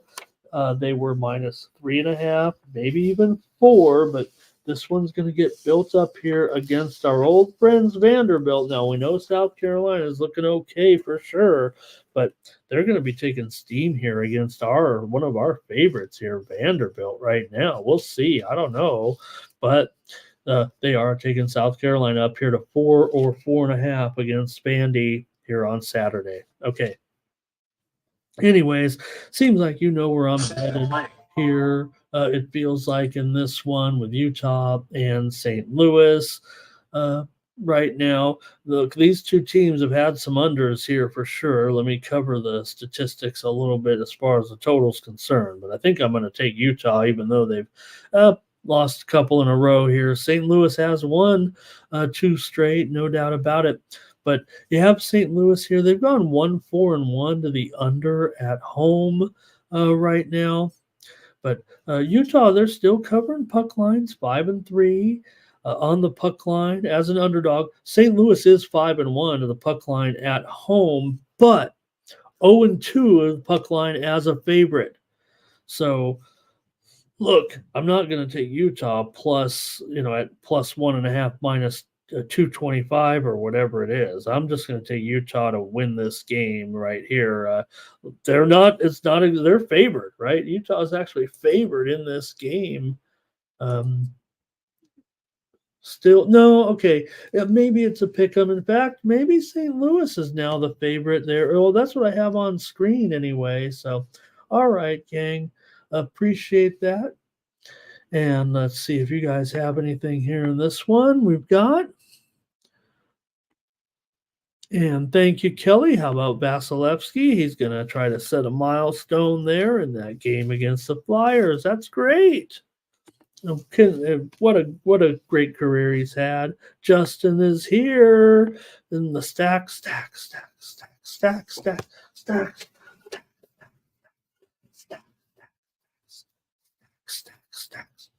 Okay, we got the stack down here in the secret compartment. Hey, Cal Bear, Lightning back on that other game. I kind of was going pretty fast there. Thanks about you guys. Thanks a lot. And let's see here. Thomas taking Vanderbilt on that game. He likes it. Hey, you like that one. R. Tom's here on. He got the R. Tom's Robert McCormick factor here in this one with the under. I'm all about it. I'm all about it here. All right. Don't be giving away the premiums, you guys. Or go ahead and give away the premiums, actually. Thomas also said, hey, those two are under. I'm under. Stack. Here's a little steam right now coming up in a game that we're going to talk about momentarily, but I'll just say it right now in case you wanted to get on it. Oh, look at this one. The Sixes are almost gone, he says here, for the Utah-St. Louis game as it starts to tick down here to 5.5 under 20. So make sure you note that, everybody. If you're going to play this under, you better get it now, is basically what Robert's saying. All right. Here's some, you talk about totals and steaming here a little bit. One just came in right now. Vancouver and the Kings. This one is getting steamed here to the over. It was a 5.5 tonight, but we're going to go to 6, it looks like, for the most part.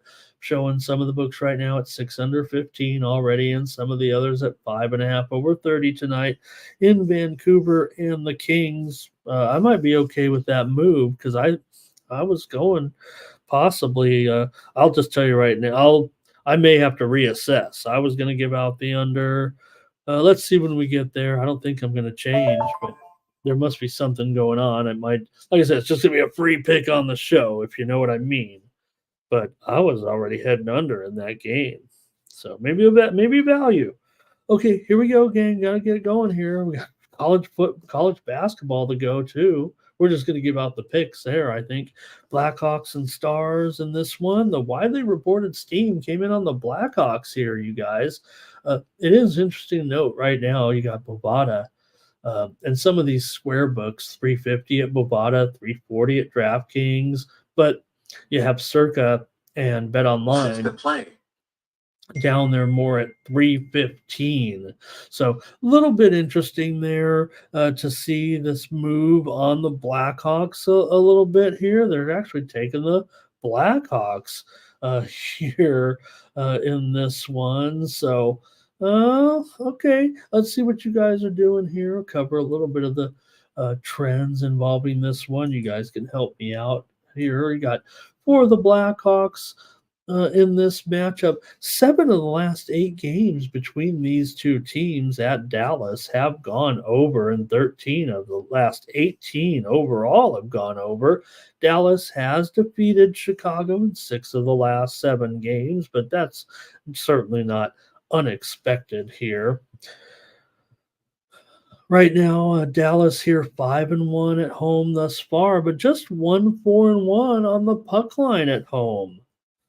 I will say though, these two teams, you got Dallas having gone under. Oh, let me make that. Let me correct that, you guys. I just messed that up here. I was looking at as a favorite, I think. Let me correct it here. Dallas 5-1 at home so far, 4-2 on the puck line at home 3-4 as a puck line favorite. Okay. I don't know if there's any real trend to that here necessarily. This one feels like the toughest game with this line, but we've at least got to move this down to 350 minimum here. But like I said, it's 325, 320, 315 at some of these other books. So we'll leave it 350 as a general figure, a square number here. It feels like right now. I kind of want to take Dallas. So let's see what you guys want to do in this one with who we got. We've got Soderblom in there against Ottinger. It feels like he got Ottinger 5-2 with a 2.84 goals against. I think has Soderblom even played yet this season? All right, let me have it, fam, in the chat. I'm not sure here. I don't like this game. I'm allowed. And even our top said pass. Here's Robert McCormick. He likes the under here in this one. All right, thank you, Bobby. I'm gonna lay it with Dallas here. I'm gonna take Dallas minus a goal and a half here. This one's tough. I'm gonna move on. You guys don't have anything else, it looks like here. I'm gonna move on to the Avalanche and the Jets. Got to get through this hockey card here. Big hockey card tonight. Annunen here in goal. Is that right here for the Avs tonight? And no, that's wrong. That's wrong. Gorgiev is going to be in there tonight. I think we heard that. Let me see here. Let me go over to the there we go. Let me go over to the old puck site here. You know what it is, you guys, the face-off site.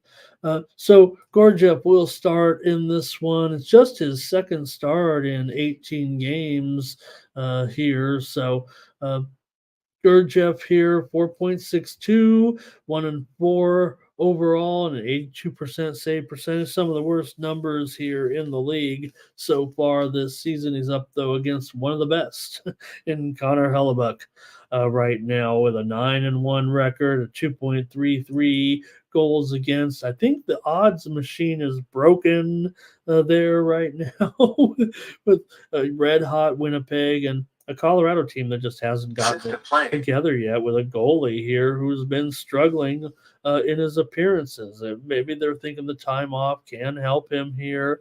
Colorado's 0-3 as an underdog so far this season. Colorado's also gone over in all three games as an underdog. We know Winnipeg's going over for sure. They've gone over in 7 of their 11 games as a favorite. They're 8-4-1 to the over so far this season. Now, Colorado has owned Winnipeg here, no doubt about it. Colorado has covered the puck line at least in 5 straight. I don't think they've owned them, but I think Colorado's had the best of this.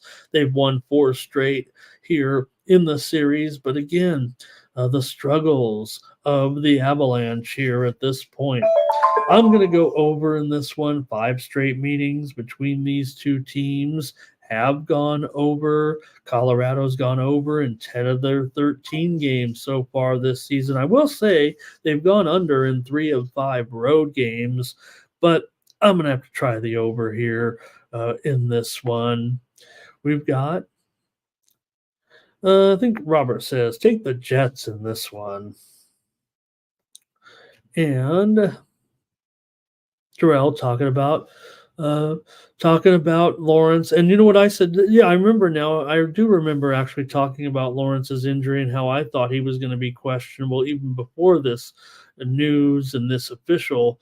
It's not even official that he's out. It's just very questionable, but maybe it is listed as out. I haven't checked yet. We just got word, right? So our Tom's on the Jets here as well. But the thing about Lawrence here, Terrell, right, is what I said the other day. Yeah, but there it is. Thomas said it. I think, it's just tough. He's on a bad franchise. He probably would have more success. I think he's the reason why. Yeah, they had some talented guys. They had good receivers when they made it to that championship game against the Chiefs.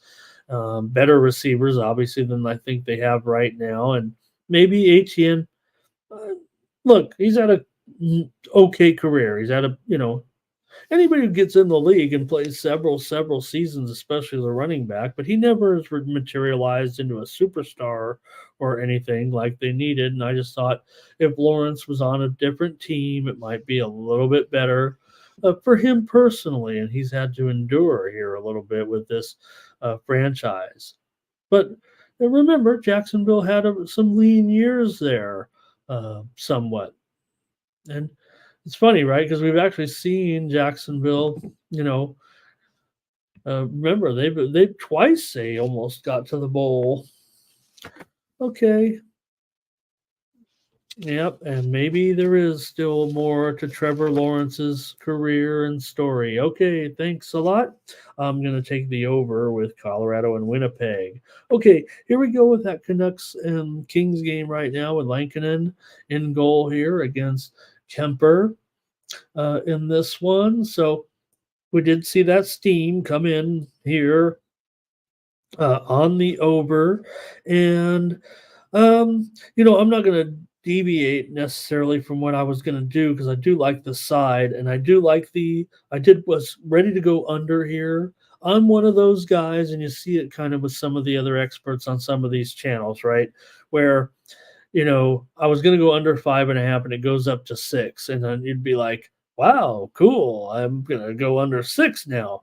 I'm very skeptical when I see that. And I'm like, why is it moving to the over? And do I need to go over? And do I want to be, flip-flopping on my total even with that? Probably not. So I'm going to take the value here with the under with Vancouver and LA. I like the side a lot. So let me go ahead and stick with the under here as my pick here on the show. Hopefully, that my picks on the show here are not my premiums or not my VIPs, but I try to give you a pick on every. Sometimes it is my best play.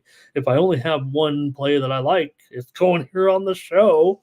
I don't, ever pass, right? On our show, we try to give a pick in every game. So sometimes you get the best pick. Sometimes you're getting maybe like the second best pick or even the third best pick a little bit here with puck lines and all that. So, all right, Kings and Canucks. I'll take the under here in this one. 10 of the last 12 meetings between these two teams have gone under. Kings have won 5 of the last 6 meetings between these two, and they've also covered the puck line in 5 straight meetings against Vancouver. Looks like for the Kings here, expecting Kemper, as I said, against Lankinen. Kemper is 4-0-3 so far for the Kings. Kings obviously did a pretty good job in that last game, no doubt about it. In the win there against it was a good win. What was it again? Oh, beating the Wild 5-1 on the road. Hey gang, here's a little bit more college football steam right now coming in. Rice and Memphis game total under. Right now we're seeing a move here. It was 53, 52. We might be even seeing 51.5 here with Rice and Memphis. The total is moving under here right now on the morning steam in college football. Rice and Memphis. All right, for Lankinen here, he's 6-0-2. Yeah, basically 2 undefeated goalies here so far this season. Lankinen with a 2.09 goals against.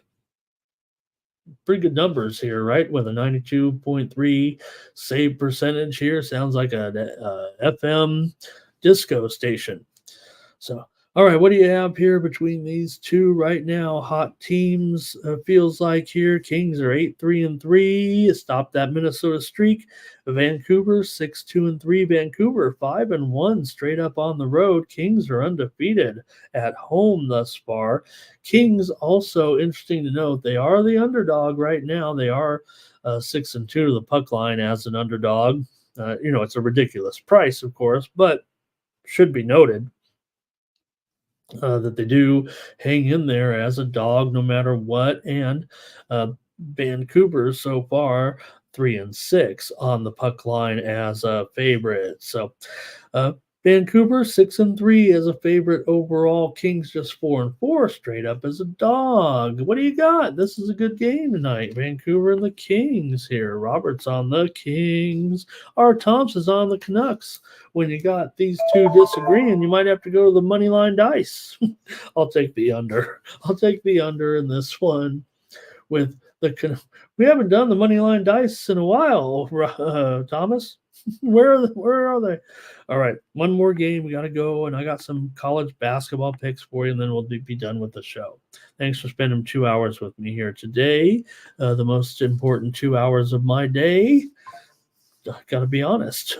Gotta be honest with you guys. All right. Here in our finale, the Wild taking on the Sharks in this one. And yeah, you talk about the Wild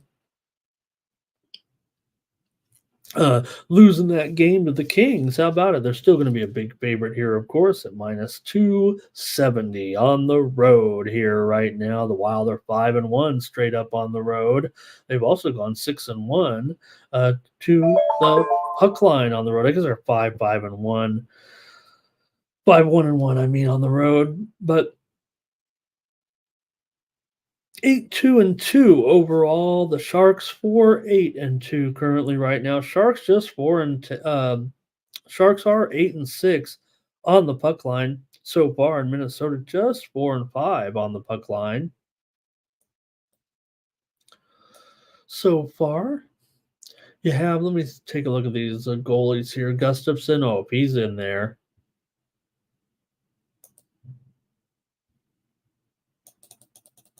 There we go.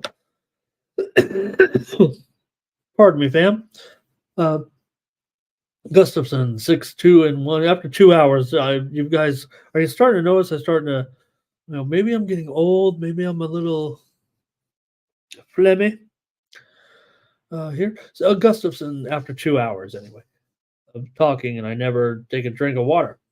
All right, here we go. 6-2-1 here for Gustafsson so far. A 2.62 goals against average here and a 91.5% save percentage. Some sites are showing Vanacek in there today. I think I've got Blackwood in there. Let me see here. I'm going to check maybe another site and see how they're rolling and try to make a determination of which goalie it will be. I'm going to roll here. I'm going to think Blackwood. I'm going to think Blackwood here in this one today. So let's see here. Well, the total's gone over in 5 straight meetings between these two teams when they play in San Jose. These familiar foes here. San Jose's covered 5 straight puck lines here right now, but Minnesota's covered 8 of their 9 puck lines on the road. I think I'm going to take the over here in this one right now. Given what I'm seeing here, you think about these two teams are under teams, but the series history is over. What did I say? 5 straight.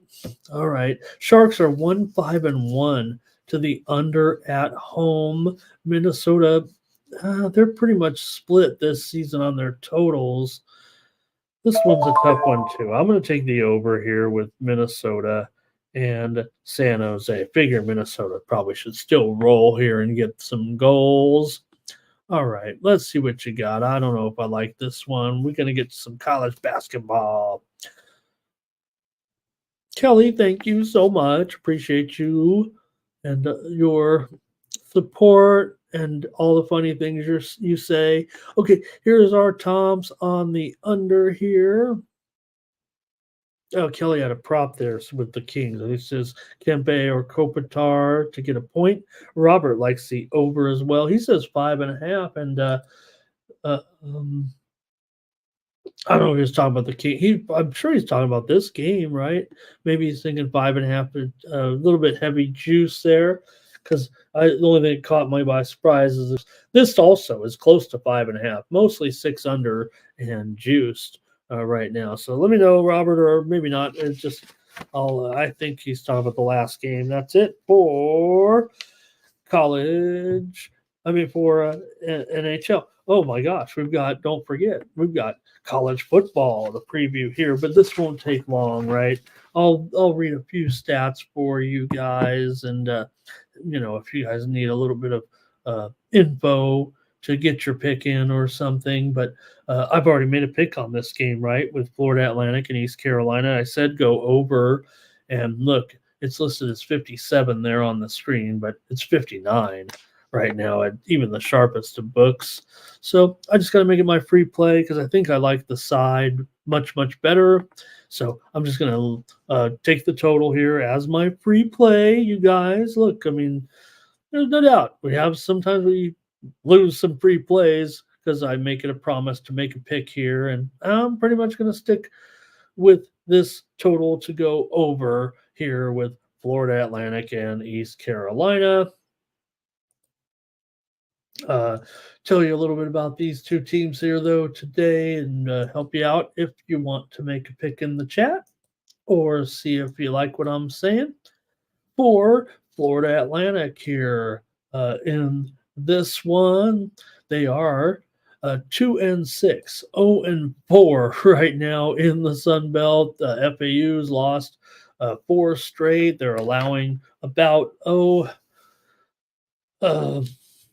42 points a game here right now, doing my crude math here, just looking at the logs here, allowing 44, 38, 41, 48 points in the last few games. They did beat Florida International 38-20 here. This isn't a bad roll for Coach Herman, 9-5 against the spread as a road underdog for Herman so far. East Carolina comes in 4-4, 2-2 against 2-2 in conference play right now. They are scoring big time points here.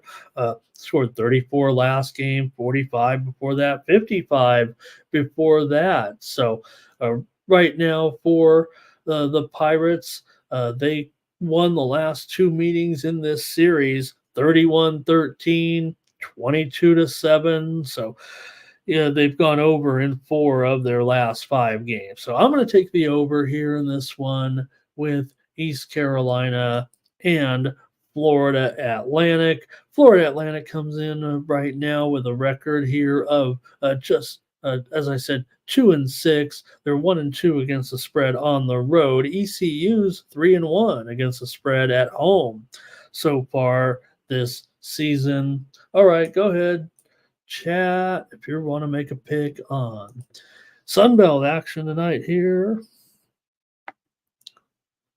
with, let's see what we got. All right. Hello to Mikey Money here. Thank you. Smash it, like it. That's what I do. Thomas says he likes East Carolina here in this one. All right, Thomas, appreciate it. I think I'm with you. You might be seeing that one on the what list. And Robert here likes the over with me. All right, the other game tonight, I think this one might be a little bit tougher here, felt like for me, but we got App State taking on Coastal. Here in this one, you got said to pick them there on screen. I think Coastal's actually, I'm showing App State maybe is moving to the favorite. Here's the thing, the shift is on maybe to App State. I still show Circa as a pick 'em, and I kind of respect that line the most, but I think App State at a lot of books right now, they're 1-point favorite at DK, 1.5-point favorite here at Bovada. They took the steam here a little bit here, and maybe that's why they've moved to the favorite here. It feels like just got some word here in the last couple of minutes within the last hour plus. As I was just scrolling through the news here, scrolling through looking for my tabs, but it did pop up on my screen here. Chuba Hubbard just signed a 4-year contract extension that'll run through 2028. This story broke within the last hour or so. $33 million with a maximum value of $37.2 million and $15 million in fully guaranteed money for Panthers running back Chuba Hubbard. So that seems as bad as they've been, that seems like a pretty good move. He's looked pretty good. It's tough giving running backs money. We know that. You want to have a good one. Does look pretty good. And if you got one, right, you all wish you had that, special talent back there. He's done a nice job and probably earned that. Okay, here we go. Let's keep it rolling here in this one with the matchup of App State and Coastal. FAU, or no, I'm sorry. Yeah, App State and Coastal, right? Still on the other game. Here we go. All right, for Coastal here coming in. We get to the notes. All right, here we go. For Coastal coming in 4-4, 1-3 in conference play so far. Coastal's covered just one of their last 6 games overall, but they are 5-2 to the over against FBS competition. Their last 7 in that situation here. For Appalachian State, they come in 4-4, 2-3 in conference play, but they've won 2 straight here right now, scoring 33, 28 points in those last 2 games.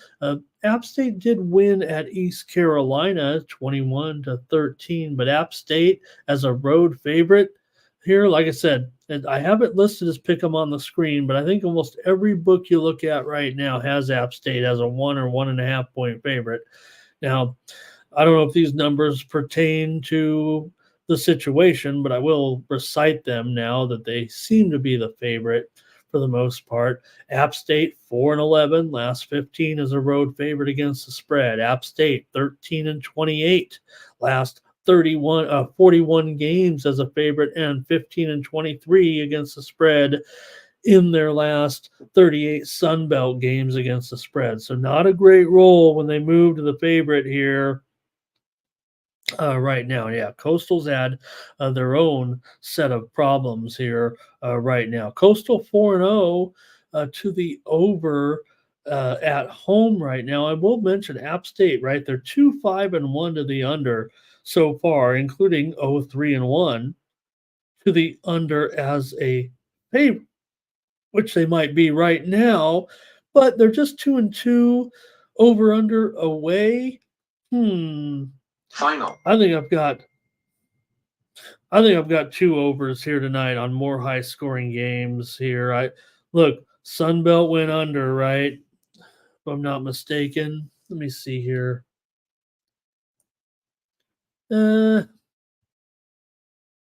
Last Final.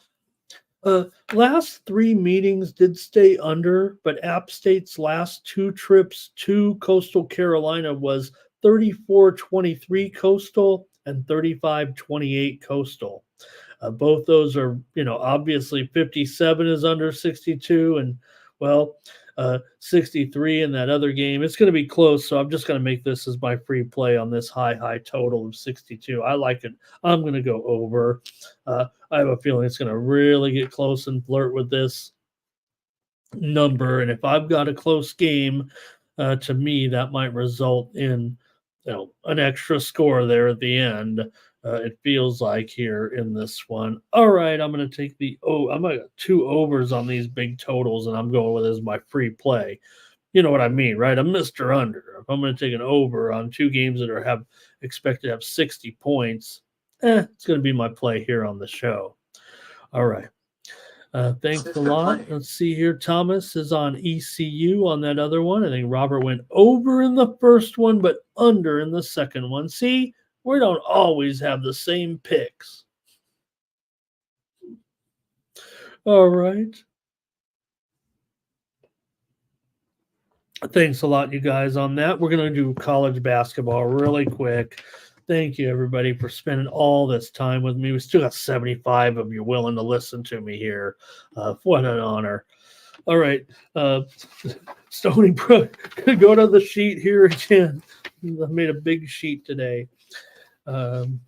Okay, Stony Brook and Central Michigan. We saw the widely reported steam come in here on Central Michigan here in this one. Hopefully, these games I've selected. Let me just add, if you guys have a request for a game or want to put your own pick on a game that we aren't showing with the previews in college basketball, please feel free at any time. I can interpret it and put it on the screen or whatever. So Stony Brook taking on Central Michigan here in this one. The widely reported steam did come in on Central Michigan. Right now, I am showing the line as Central Michigan up to 5.5. This is definitely worth updating. 5.5, and the total here is still at 140. That sounds good to me. I think that's where I'm going to go. I'm going to take the over here in this one with Stony and Central. Look, I was heavily considering Stony, but I don't know now. I'm going to respect that steam. I'm going to back off this one. I might not even make this one into the premiums. I think you're going to get my pick right here with the over. In this one, this feels like the direction I want to go in this one with Stony and Central. Both teams have played a game so far, but they were against, I believe, let's see here. We know Stony lost to Marquette by 40. They did not cover. Central Michigan won their opener against South Alabama, I believe it was, 74-70, if I got that one right. Here. So Central Michigan did get the money while Stony obviously did not get the money in that one, but they both went over in that first meeting. That much I can say. So I will take the over. That's not exactly the whole reason why I'm taking the over. Central's kind of an under team at home last season, or at least towards the end of the year, and they were pretty hot at home. So I'm going to take the over in this one.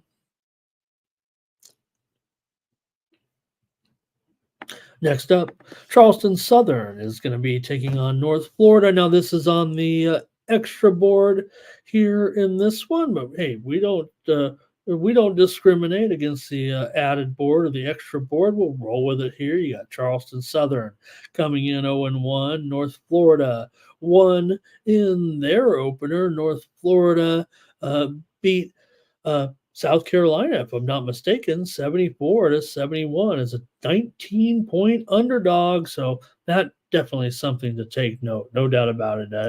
Definitely impressive to be able to win that game. Let's give them full credit here for that victory there against South Carolina as a huge, huge favorite. Charleston Southern did get blown out by Clemson, and they failed to cover 21 and a half.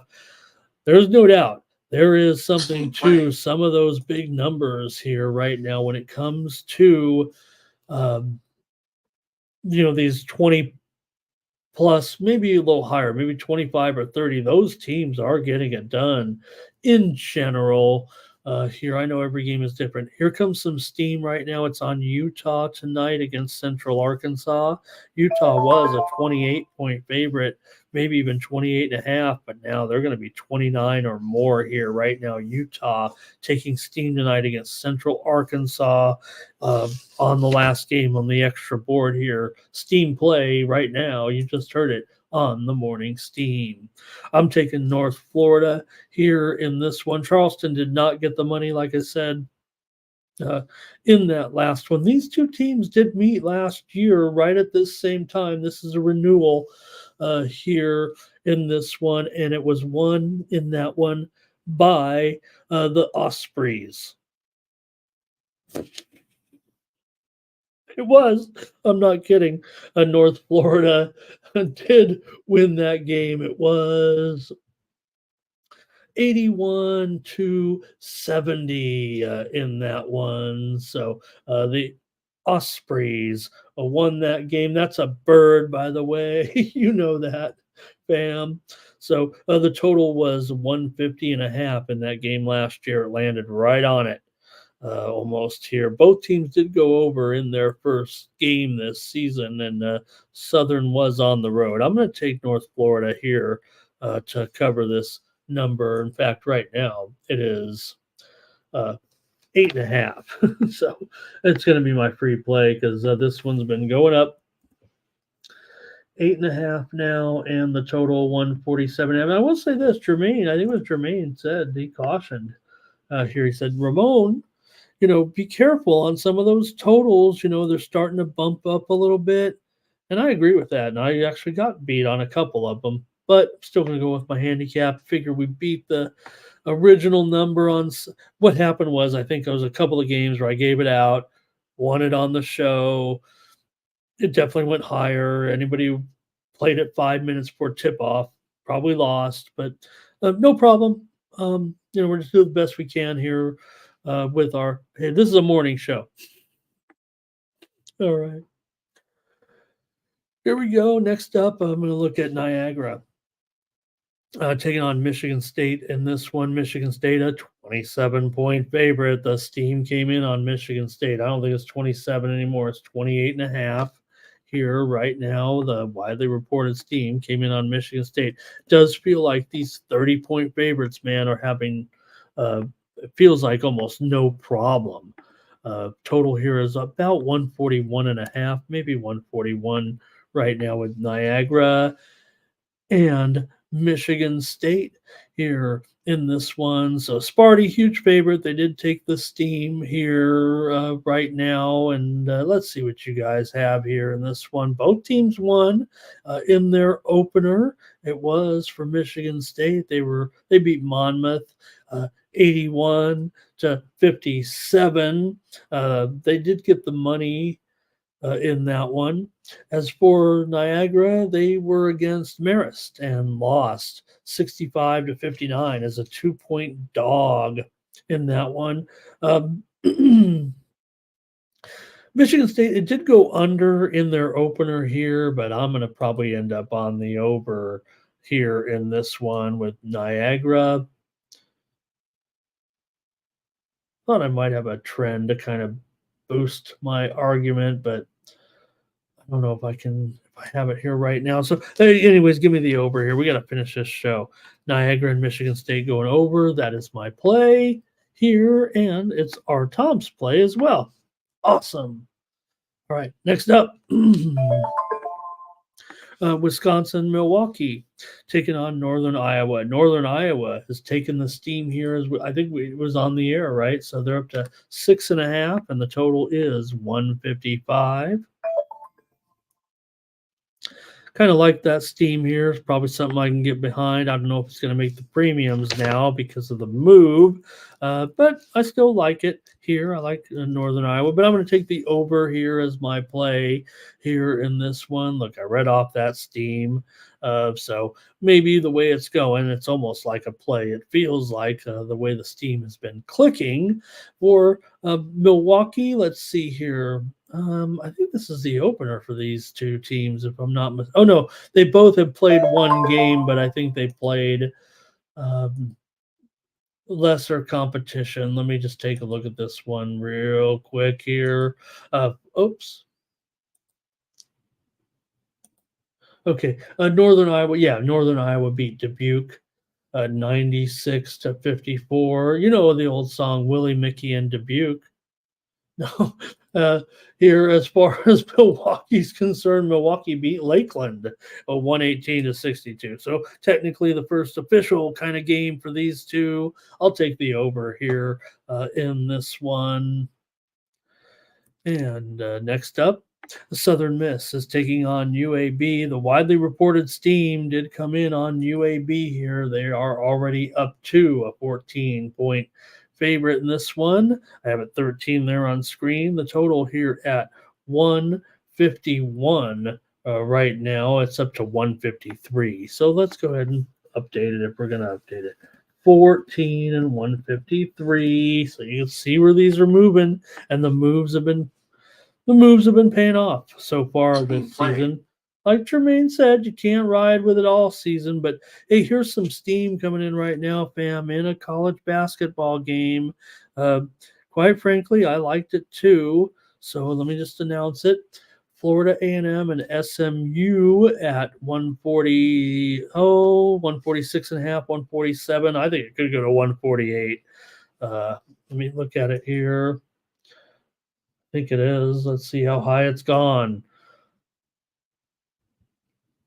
Florida A&M and SMU, it's up to 149, 149.5. If you hurry, I'm showing DraftKings still at 146.5 over at minus 112, but I'm showing Circa already at 149.5. Hopefully this is why you're here. Let me take this off the screen here so I don't get you confused with that close total.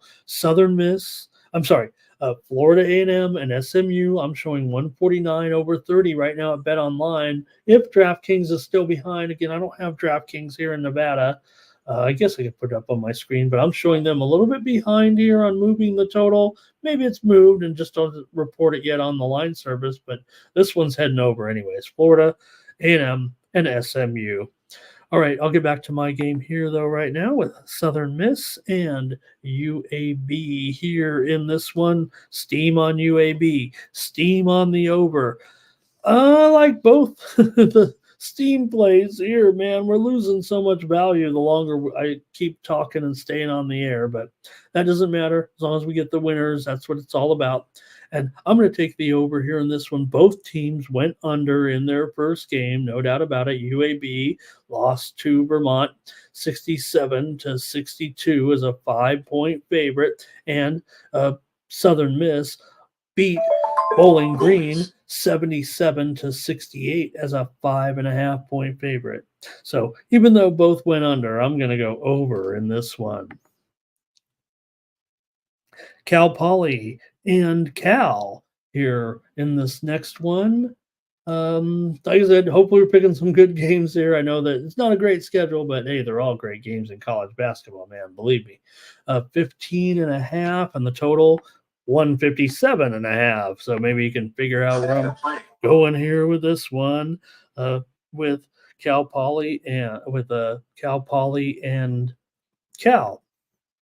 I'm going over here at 157.5 in this one. We're already up 2.5 points. I liked it over here. I'm not sure about the side necessarily in this one with Cal Poly going up against Cal. So give me the over here in this one. We already see Cal Poly lost their opener. Cal did win. Cal Poly lost to USF 86-78, but they covered the number with ease. There, we actually had Cal Poly in that game. They were getting 20.5 points. They lost by 8. 164 points total, went over the 153.5 in that one. As far as Cal is concerned, they took on the Roadrunners and won 86-73. Although it was a push, it did go well over the 137.5 as 159 points were scored. I'll take the over with Cal Poly and Cal. And Terrell, I could use some pork rinds here right now, maybe. All right. All I have are these tortilla chips here. You guys, my diet is poor. Okay, one more. I think I got one more for you. I got two more for you. Chattanooga is taking on St. Mary's here tonight. The widely reported steam did come in on the under here in this one. It's already down to 136.5. You guys, this is what happens in college basketball. You got to be. I typed these numbers in here probably before bed here, but that's about 10 or 11 at night here in the west, and getting up 5 or 6 hours later, this thing's moved 4 points already. Here we go. So you have St. Mary's 14.5 total here at 136.5. Man, I like that total under. I got to be honest with you, and I'm just going to take it as my play again, 136.5.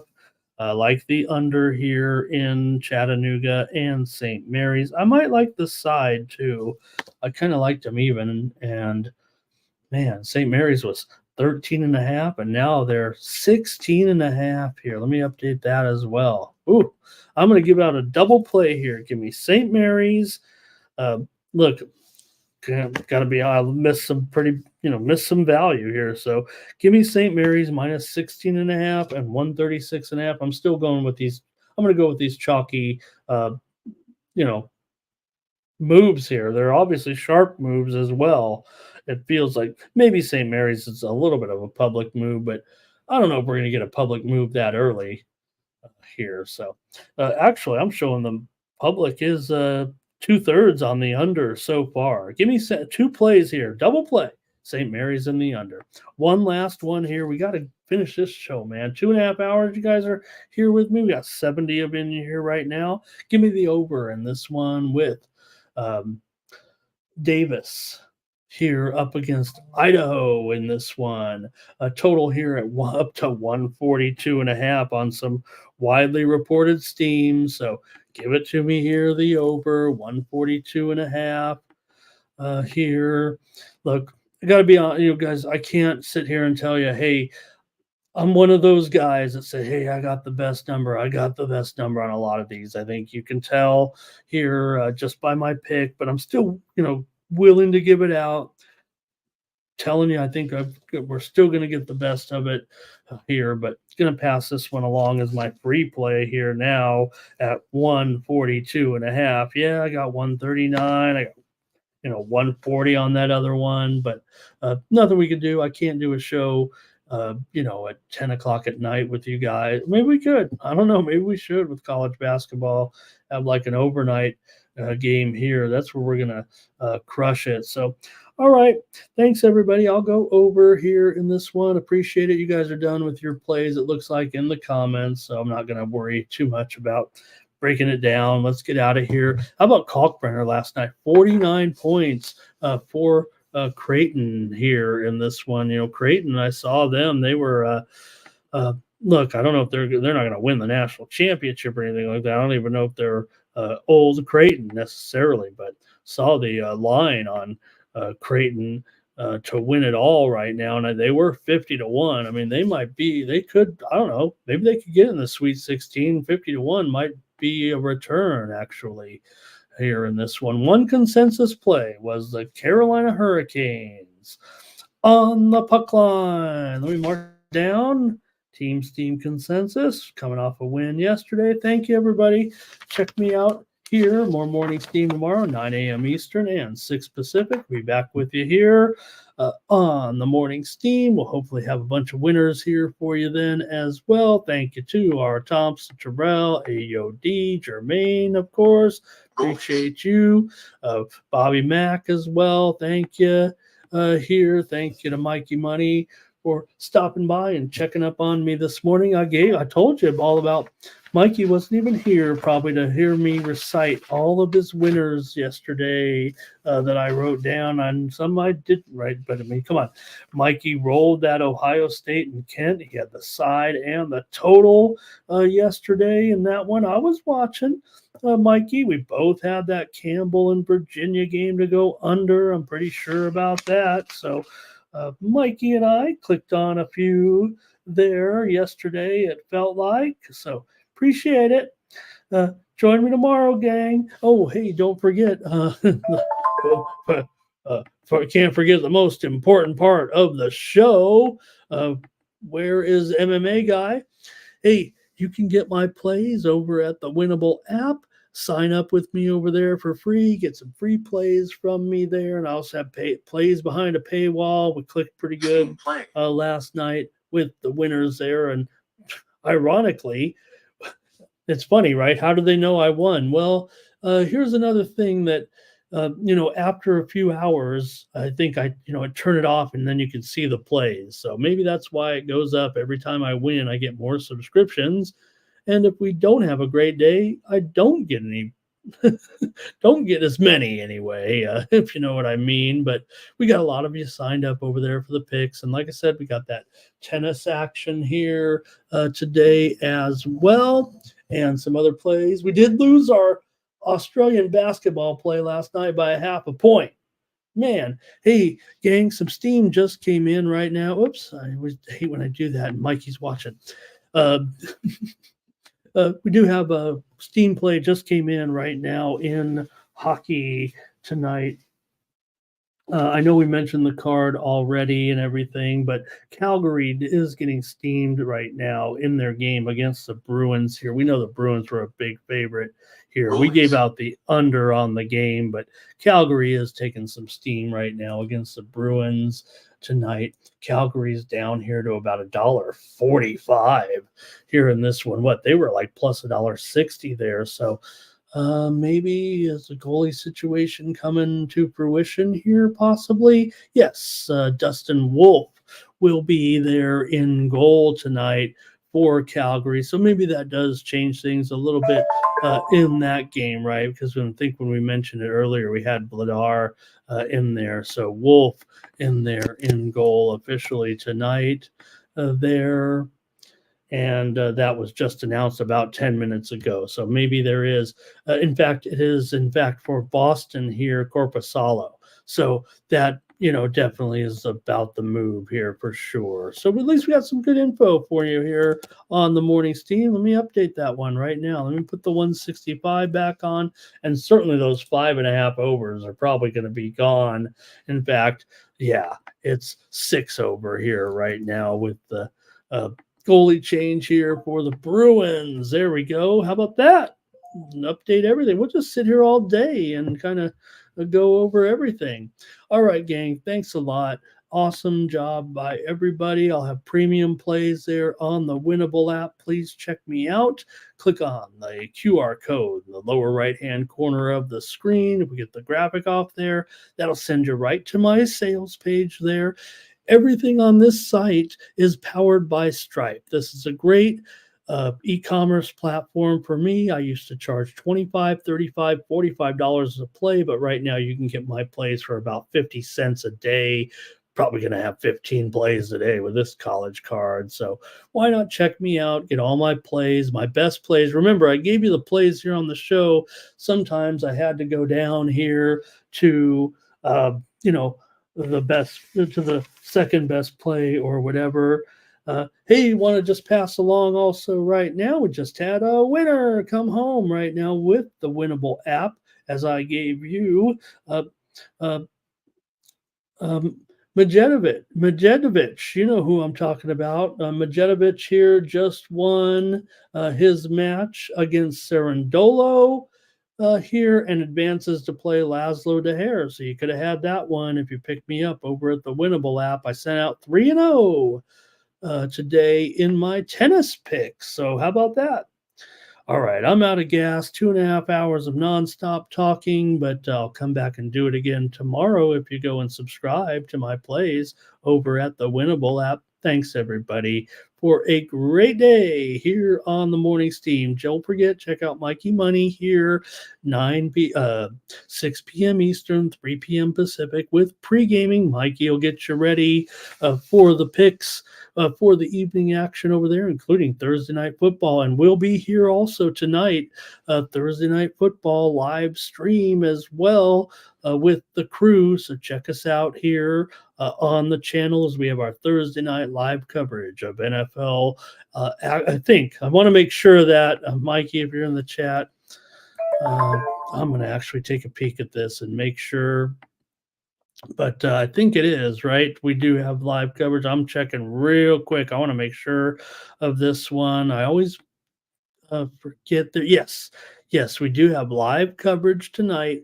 Bengals and Ravens here. I don't know if I can make the stream. I'm doing my high school playoffs preview tonight, so maybe the guys will invite me over there and I can catch it for a little while. But got some my local stuff, got high school playoff action. You know, I do a little bit of coverage in that here where from my local teams. Thanks, everybody. I'll catch you tomorrow. Oh, First Strike is out as well here, so catch the guys. I did my preview with VB as well here on YouTube, so please search Ramon Scott VB MMA picks. We previewed the fights with Narco Cop, so it's awesome to have Narco as our guest analyst this week. And First Strike, also the previews up from the guys here for this weekend's action. We're back at the Apex here in Las Vegas. That's it. I got to go, fam. Thank you so much. For the Sports Money Network, I'm Ramon Scott. So long.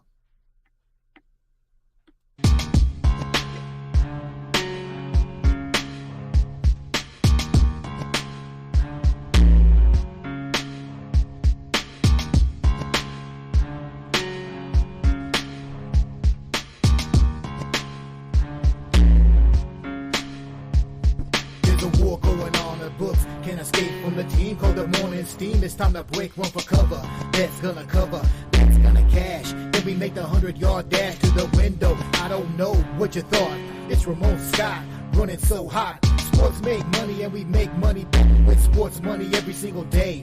NFL, NHL, NCAA. Stay away from the juice, we might play a parlay. It's the Morning Steam. What? Ramon Scott.